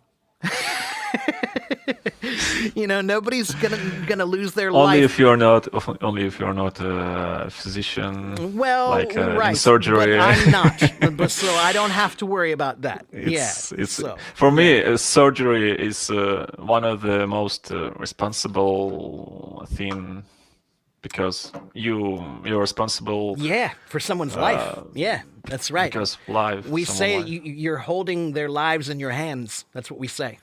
So. Yeah. Thanks God that I'm not a physician. Yeah. I'm not a doctor. Yeah, me too, man. Well, Dima, it was great to see you again, man. I'm going to let you go and see if I can talk to just a couple other people before I end my stream today. But thanks again, man, and thank you for your support and your loyalty, and I appreciate it when I get to see the same people and build these friendships and stuff, because that's one of the things that I love most about doing this, is that I get to meet people from everywhere in the world, and that's not very common, to have friends in literally almost every place in the world. People who value you or appreciate you almost everywhere in the world, and I can say that. I talked to a guy in Tonga the other day. A tiny little island off the coast of Australia near New Zealand. Very tiny little island, Yeah. So, and again, I have 62,000 followers now, and I just about have 730,000 total audience members have watched me since I started streaming. 730,000 people. That's crazy to me. And honestly, honest to God, sometimes I kind of go like, I don't understand. I don't know why anyone wants to listen to me talk for more than 5 minutes. I really don't. But it's great. It's a wonderful feeling, Well, So, yeah. first of all, because people can understand you, because your English is clear, and you can teach. For me, if I understand about 80% or 70%, it's perfect, because 30% of things that I understand, it's the things that I should learn this That's way. right. That's right. All right, my friend. Well, again, thank you. It's good to Sure. see you. Thank you, too. And have a good night, and I'll see you next time, okay? Yeah. Bye-bye, my friend. You too. All right. Did I miss anything in the comments? Wow, you guys are too nice. Thank you very much for all the flattering comments. Thank you, Zebra. Thank you very much, Zebra. And Elsa, I have a TikTok, but I just don't have a lot on it yet. But I made 3 new videos yesterday that are shorts that I'm going to put on TikTok. And I have one of my followers in China has mentioned that he might be able to help me to create a Bilibili account and a Douyin account and a Redbook account. So hopefully soon I'll be on those as well. And my friend Miguel is going to be helping me to get my Instagram up. By the way, this is a lot of hard work. There's a lot that I do. Every day I am very, very busy, which is why I'm often tired when I show up here on the camera.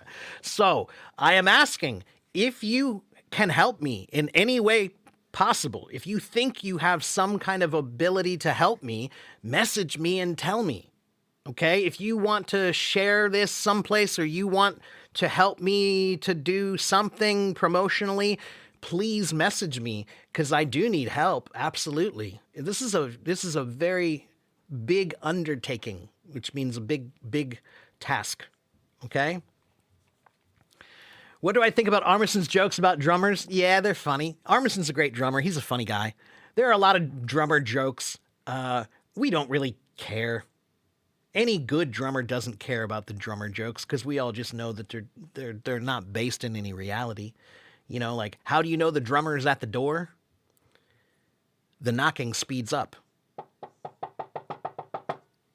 Or, what do you do when the drummer's at the door? Pay him for the pizza. Fareed, what about the Arabic language? I like listening to the Arabic language too. It's very interesting.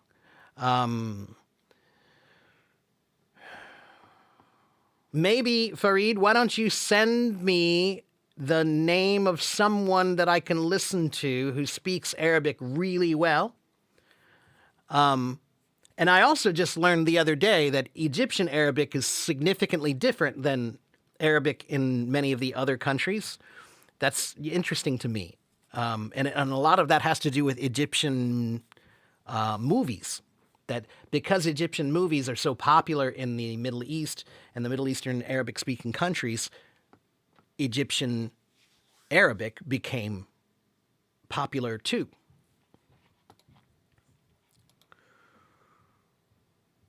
Arabic language will one day be the number one language. Elsa, I wish that were true, but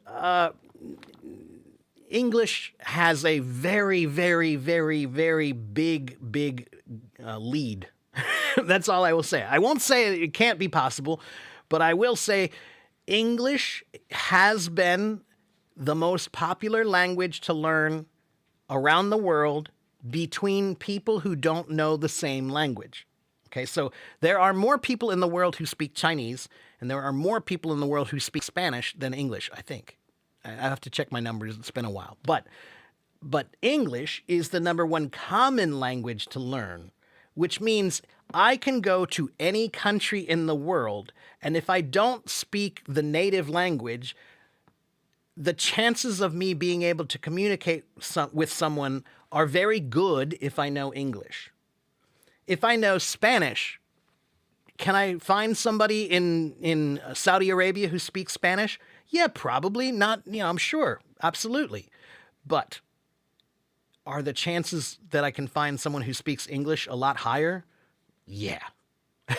Okay? So maybe, Elsa, maybe one day. But Elsa, actually, I think that all languages are also going to have a very major change in the next 40 years or so, 30, 40, 50 years, because of technology. Right now, AI and a couple of other translation technologies are being developed, and they're close to being finished, from what I've read, that will allow you to understand any language from anywhere in the world without knowing anything about that language. So, language itself and the desire to learn languages might change significantly soon because it won't be as critical. Language learning now is fairly critical if you want to learn if you need to communicate with people from other places. But very soon the technology may mean that you don't need to learn anything at all or know anything at all. You will hear what they say and it'll be translated into your native language perfectly, and you don't have to work on language. It's going to be an interesting world soon.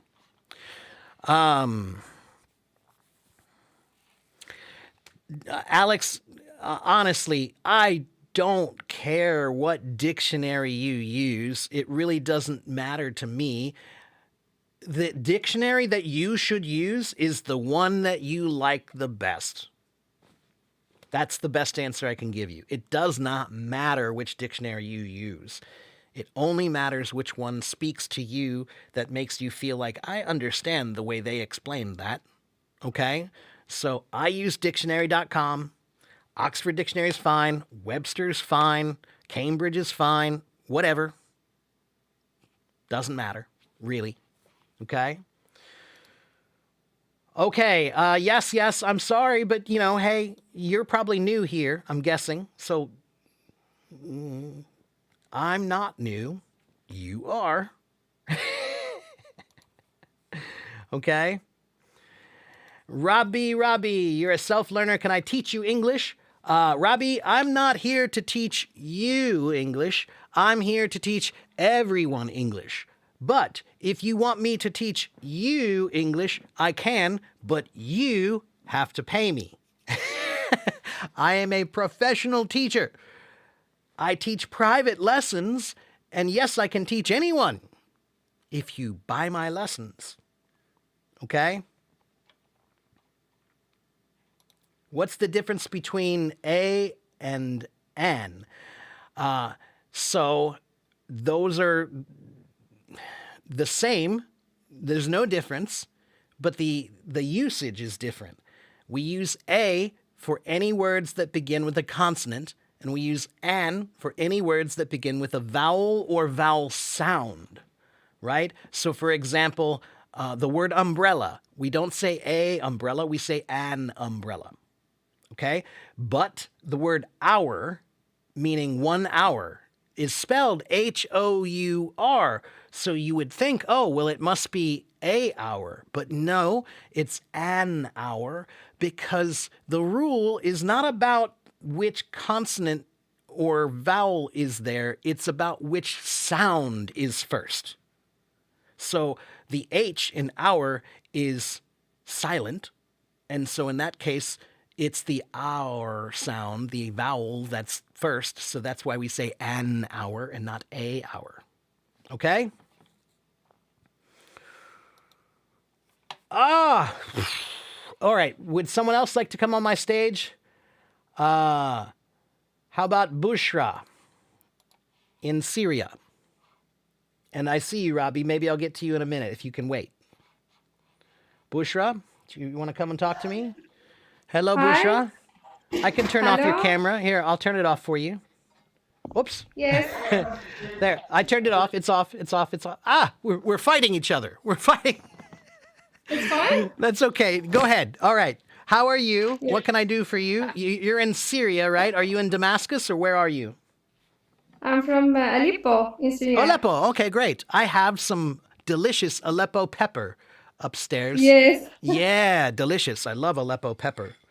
So, how can I help you today? What can I do for you? I follow you because you teach me for every got information in English. So I live in Denmark. Oh, And, wow. Cool. Yes. Okay. Yes, and I study in high school. Okay. Yes, so I teach English, That's but great. I'm not good in English. That's okay. You will be eventually. If you want Yeah. to, then you will. It just takes time. Yes, Yeah. So that's good, though. How long have you been in Denmark? about 8 years Oh, ago. wow. Okay. A long time. How do you like the cold? Yes, it's it's very cold. Yeah. It's -3 Yeah. last month. Yeah, right. So Bushra, one moment while I talk to Elsa. Elsa, don't correct the teacher. The teacher is right. The rule about vowels is not about which letter. It's about which sound. Which sound, okay? So there are many words that begin with a consonant, but the sound is a vowel. So then we use the N sound, okay? Send me a message, Elsa, and I will show you. I'll send you a link that will teach you the proper way to use that rule, and it's completely explained for you with examples too. So send me a message, Elsa, and I will make sure you understand. A, E, I, O, U are vowels, that's right. But there are many words in English that begin with a consonant when you spell them, when you write them. But when you listen to them, the sound is what is important, not the written letter. Okay? So that's why I teach the word hour. The word hour is spelled H-O-U-R. So there's an H in the beginning. But we don't say a hour. We say an hour because the sound is hour, not ha ha ha. Right? So, Bushra, thank you. I just wanted to make sure I got that corrected very quickly. Do you have a question for me, Bushra, or anything I can help you with? No, but are you teachers like private or what? I'm sorry? Private.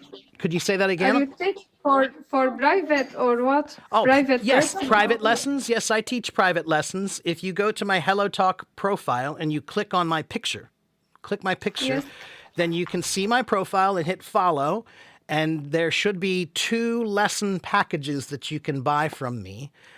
So if you want 4 30-minute lessons with me, 4 30-minute lessons is $50 US, or 4 1-hour lessons is that's $100 US. Okay? Yes. Okay, thank you. You're welcome. No problem. And thank you for watching me and Yes. following me and supporting me. I appreciate it. Thank you. Yes, thank you. Take You're care. welcome. Bye-bye. See you. Okay, and let's see. Anyone else want to come talk to me? I'm sorry. I guess I lost the other one who was waiting for me. Sorry about that, guys. Sometimes I don't get a chance to get to you. How about let me talk to Anna, since I just talked to somebody from Syria. I'll try to get to you, Abdallah. Just try to be patient. Anna, do you want to talk to me? Do you want to come on stage? Hello, Anna. Hello, How are you? I'm good. Good. What can I do for you today? Do you have a question for me or something I can help you with? Yeah, I do have a question. Like, I can read article, but I can't express myself very well. So, what can I do? Well, when you say you can't express yourself very well, what do you mean? You're expressing yourself fine now? Which means Shang Shang. I started. 慢慢上。 Yeah, 谢谢. And I didn't have chance to talk to the native speaker. Okay. So Min, Yeah. you see what did Min write in the chat there? Do you see that? What did Min write? Yeah. Thinking. So, Anna, 现在我住在美国，可是每天我可以讲中文。 Wow. Oh, 听得懂吗？所以 yeah. it doesn't 是的。 matter where you live. It matters what you think where you live. Okay?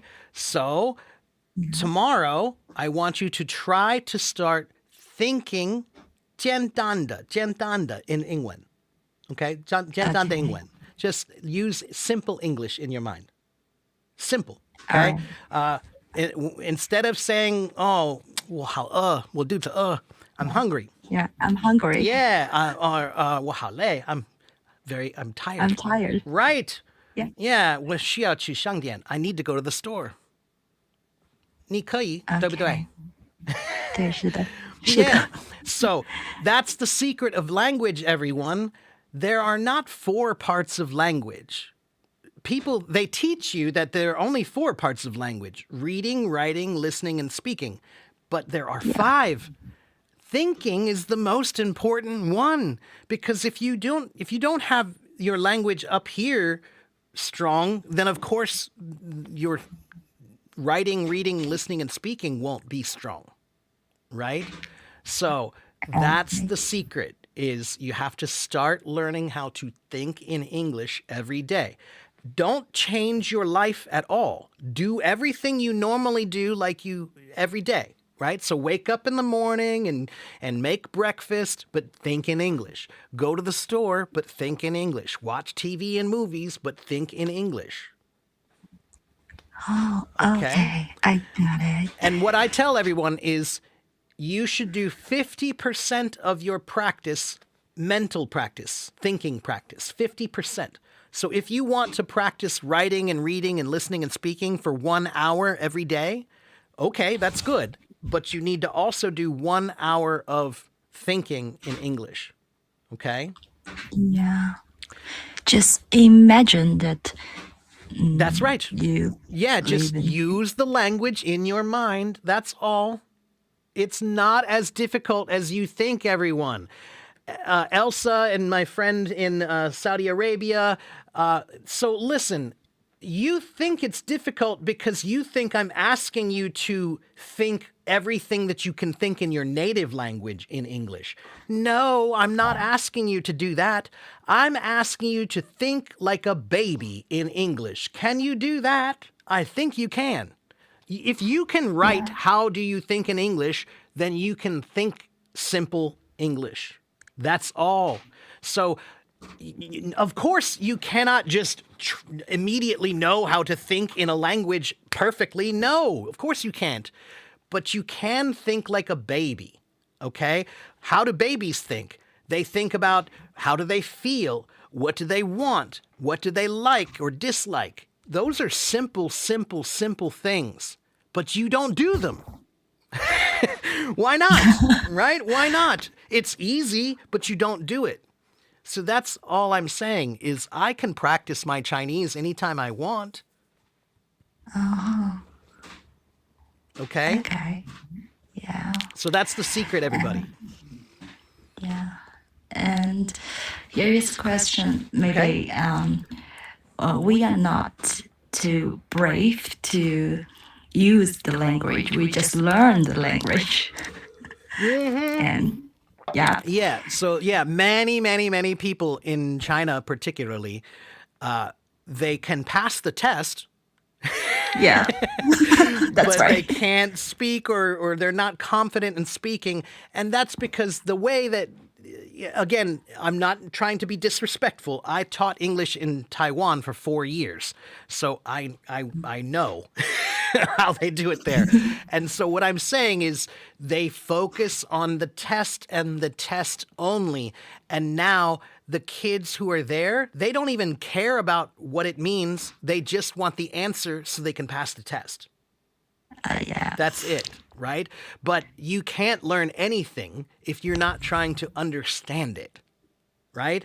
So, again, that's why you need to focus on thinking. But Anna, also, when I was in high school here, I learned German for 3 years, and I can't remember almost any of it. And the reason why is because they taught me reading, writing, listening, and speaking, but they never even asked me about thinking. They never told me about thinking. They never suggested that I should. If I learn the word Guten Tag, that means good day, hello. If you learn that in the book, then when you walk down the street, you should be looking at people and thinking in your mind, Guten Tag, Guten Tag, Guten Tag. So whatever you learn in your book, the vocabulary, the grammar, whatever, you should be trying to make it live in your mind. It needs to live in your mind. If it doesn't live there, you don't really know the language. You just know how to translate. So that's why many people, I lost her, Anna, probably the time limit. I'm sorry about that. Many people, they're trying to translate everything in their mind, and that's too slow. That's too slow. That's why you get nervous and why you get frustrated, okay? And then you lose your words. But if you know how to think in the language, then you don't get nervous when you need to use it because it's ready to be used, okay? All right, listen, everybody. It's been almost 3 hours, and I keep breaking my rules. I keep saying I'm going to do an hour and a half and then a half an hour, and then I keep going longer and longer. I love teaching, and sometimes it's hard for me to stop. But I need to take a break. I really do. I really, really do. My brain is tired. My mouth is tired. I'm a little hungry. So I need to take a break, okay? But listen, I will be back tomorrow. And tomorrow I will explain more about how to think in English, okay? Tomorrow I will explain more how to think in English. I promise. And tomorrow, if you join my live stream tomorrow, you can ask whatever questions you want to. All right? Whatever questions you want to, you can ask me tomorrow. Anything. It doesn't matter. But sometimes you have to look at what am I trying to teach? These are classes. These are classes. So if you come into my class, wait and see what the topic is. Don't just come into a random room and say, hey, I have a question. I don't care what you're doing, but can I ask my question? No. That might be what other people do. That might be what other people do on the live streams, but that's not what I do. I'm a teacher. I try to teach. That means I'm not just answering random questions all the time. I'm focused. I have a topic. I have a purpose. Okay? Thank you, Juan Jose. And Isa wants me to play some music. Sure, I'm going to play a song. Sure. So, but this time I think I'm going to choose something different. I'm going to choose a song for you just from a country, right? So let's see. Who am I going to choose today? Which country should I do?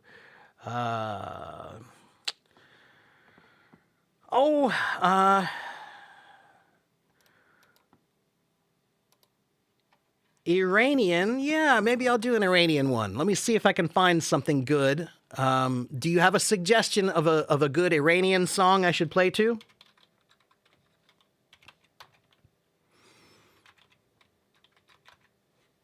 Persian hits? What about this one?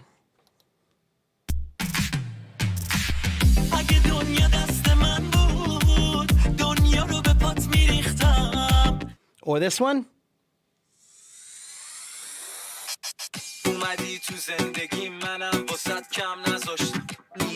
Ooh, I like that. That's pretty cool. Or this one?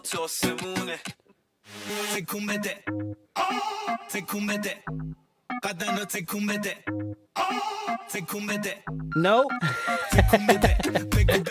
Well, 1, 2, or 3. Which one? 1, 2, or 3. Or you should tell me a name. Give me a name of a song. Give me a name. 2?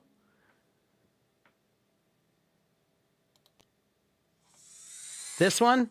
2? Okay, I'll do that one. Now remember, I don't know any of these songs. That's what makes it fun for me. I like to challenge my ears to see if I can figure out how to play to this music that I don't know yet. Okay? So, the topic tomorrow is open, Shushu. So come back tomorrow. You can ask me any questions you want. Okay? So give me 1 minute and I'm going to set up my drums. And also, remember one more new rule. Listen to me. Maybe you don't like music, and that's okay.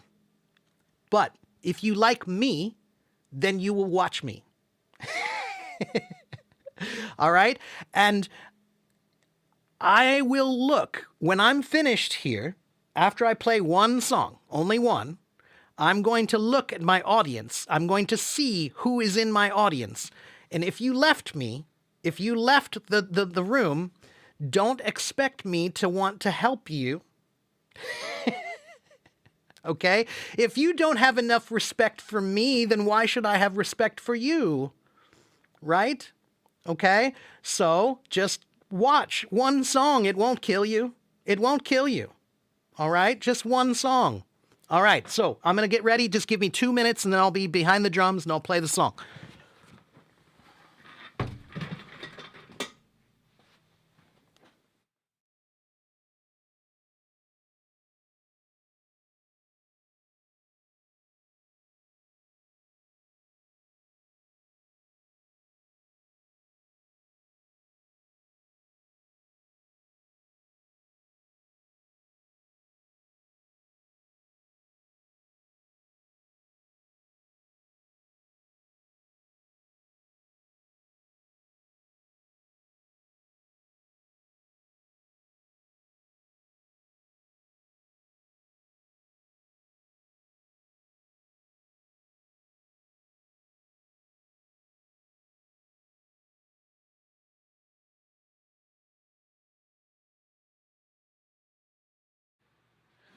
Also, before I forget to tell you, if you're watching my stream and you can't see me very well, turn your camera this way. Turn your phone. Turn your phone. Turn your phone. Turn your phone. Okay?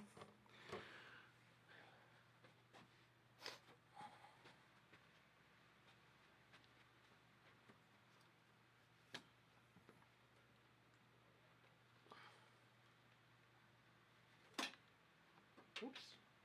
Really? I guess I didn't do that.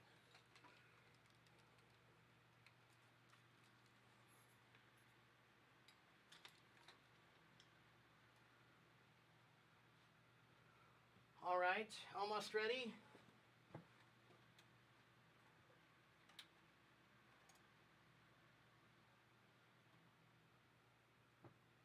Where did that go? Where's my remote? There it is.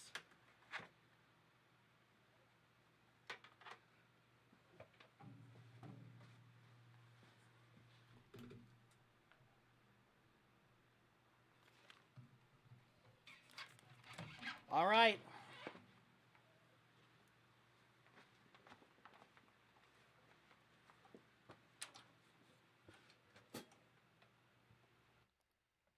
Okay. So here we go.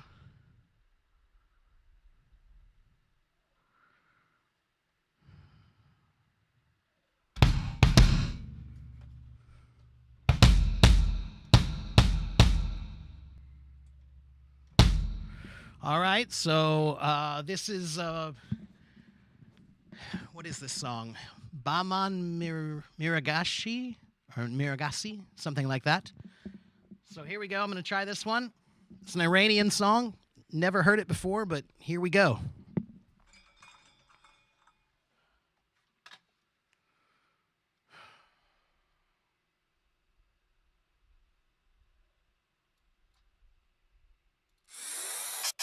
اومدی تو زندگی منم واسط کم نذاشتم نیمه گم شدم و چشم از رود بر نداشتم چشمات آسمونه بغض تبره عشقات بارونه حتی باشه یه قطره یه صورت فرشته با چشای شیطون با نگاش منو میخواد و منم میگم ای جون ای جون ای جون ای جون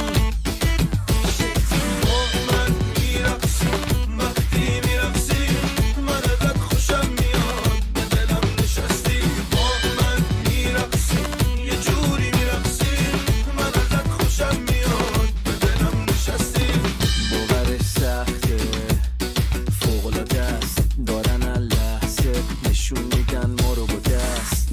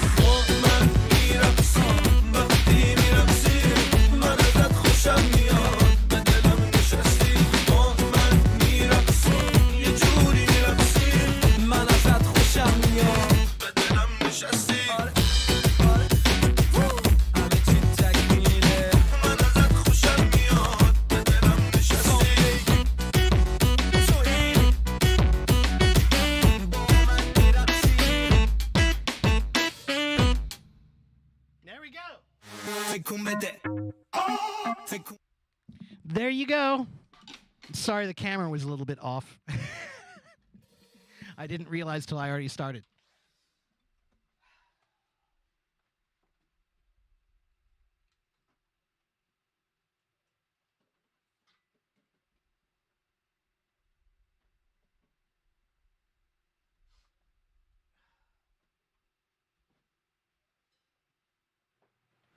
All right, so I still have 45 people, which is better.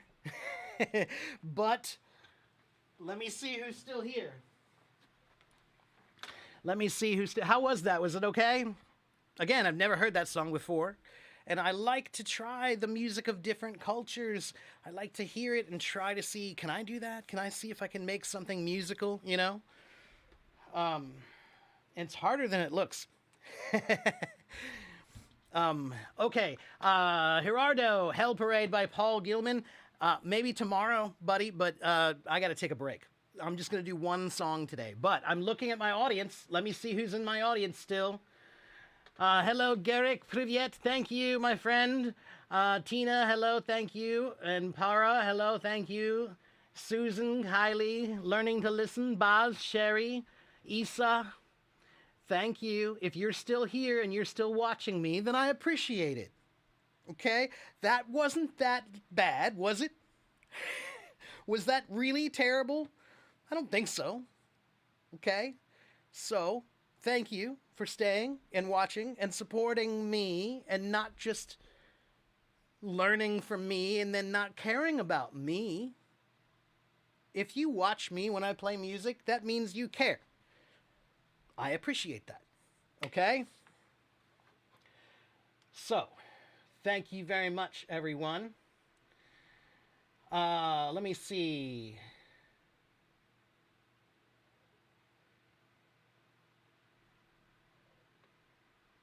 How was this? Did it sound not clear? Was it not that clear? Well, Elsa, if it's not very clear, again, you should go over to YouTube. It should be more clear in YouTube, I think.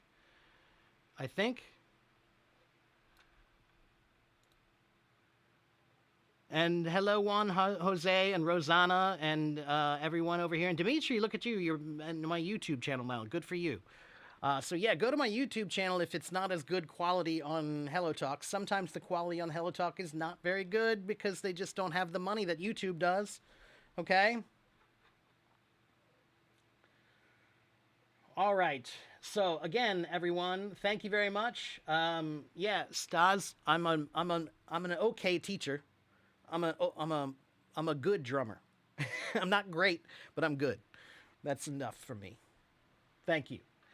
All right. Thank you very much. Thank you so much for watching. My YouTube channel is, if you search, there we go, say AFIEC, AFIEC, AFIEC, and you'll find me on YouTube.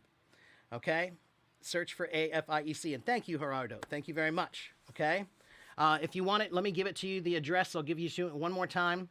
Let me find it here. One moment. Where did my address go? Or if somebody else has it, you can give it to them. There it is. Here's the YouTube address. Okay. Copy that and paste it. If you click it, it doesn't work. Copy it and paste it. It will work. Okay? I just gave it to everyone. Thank you. Paste. There it is. I'll say it one more time. There it is. That's my YouTube channel. Okay? So follow me. Share. Please share too. Again, this is my my life work. This is my life's work here. This is my opus magnum. Magnum opus, I should say. Magnum opus. This is my magnum opus. This is the greatest work of my life. I don't know why I said Opus Magnum, because Opus is a band I used to listen to. Anyway, thank you guys for watching. Thank you for following. Come back and see me later. I have a voice room today. Later today, I have a voice room if you want to join a voice room later, okay? So thanks again, guys. I'll see you guys either on my voice room later today or tomorrow on my live stream, okay? Bye.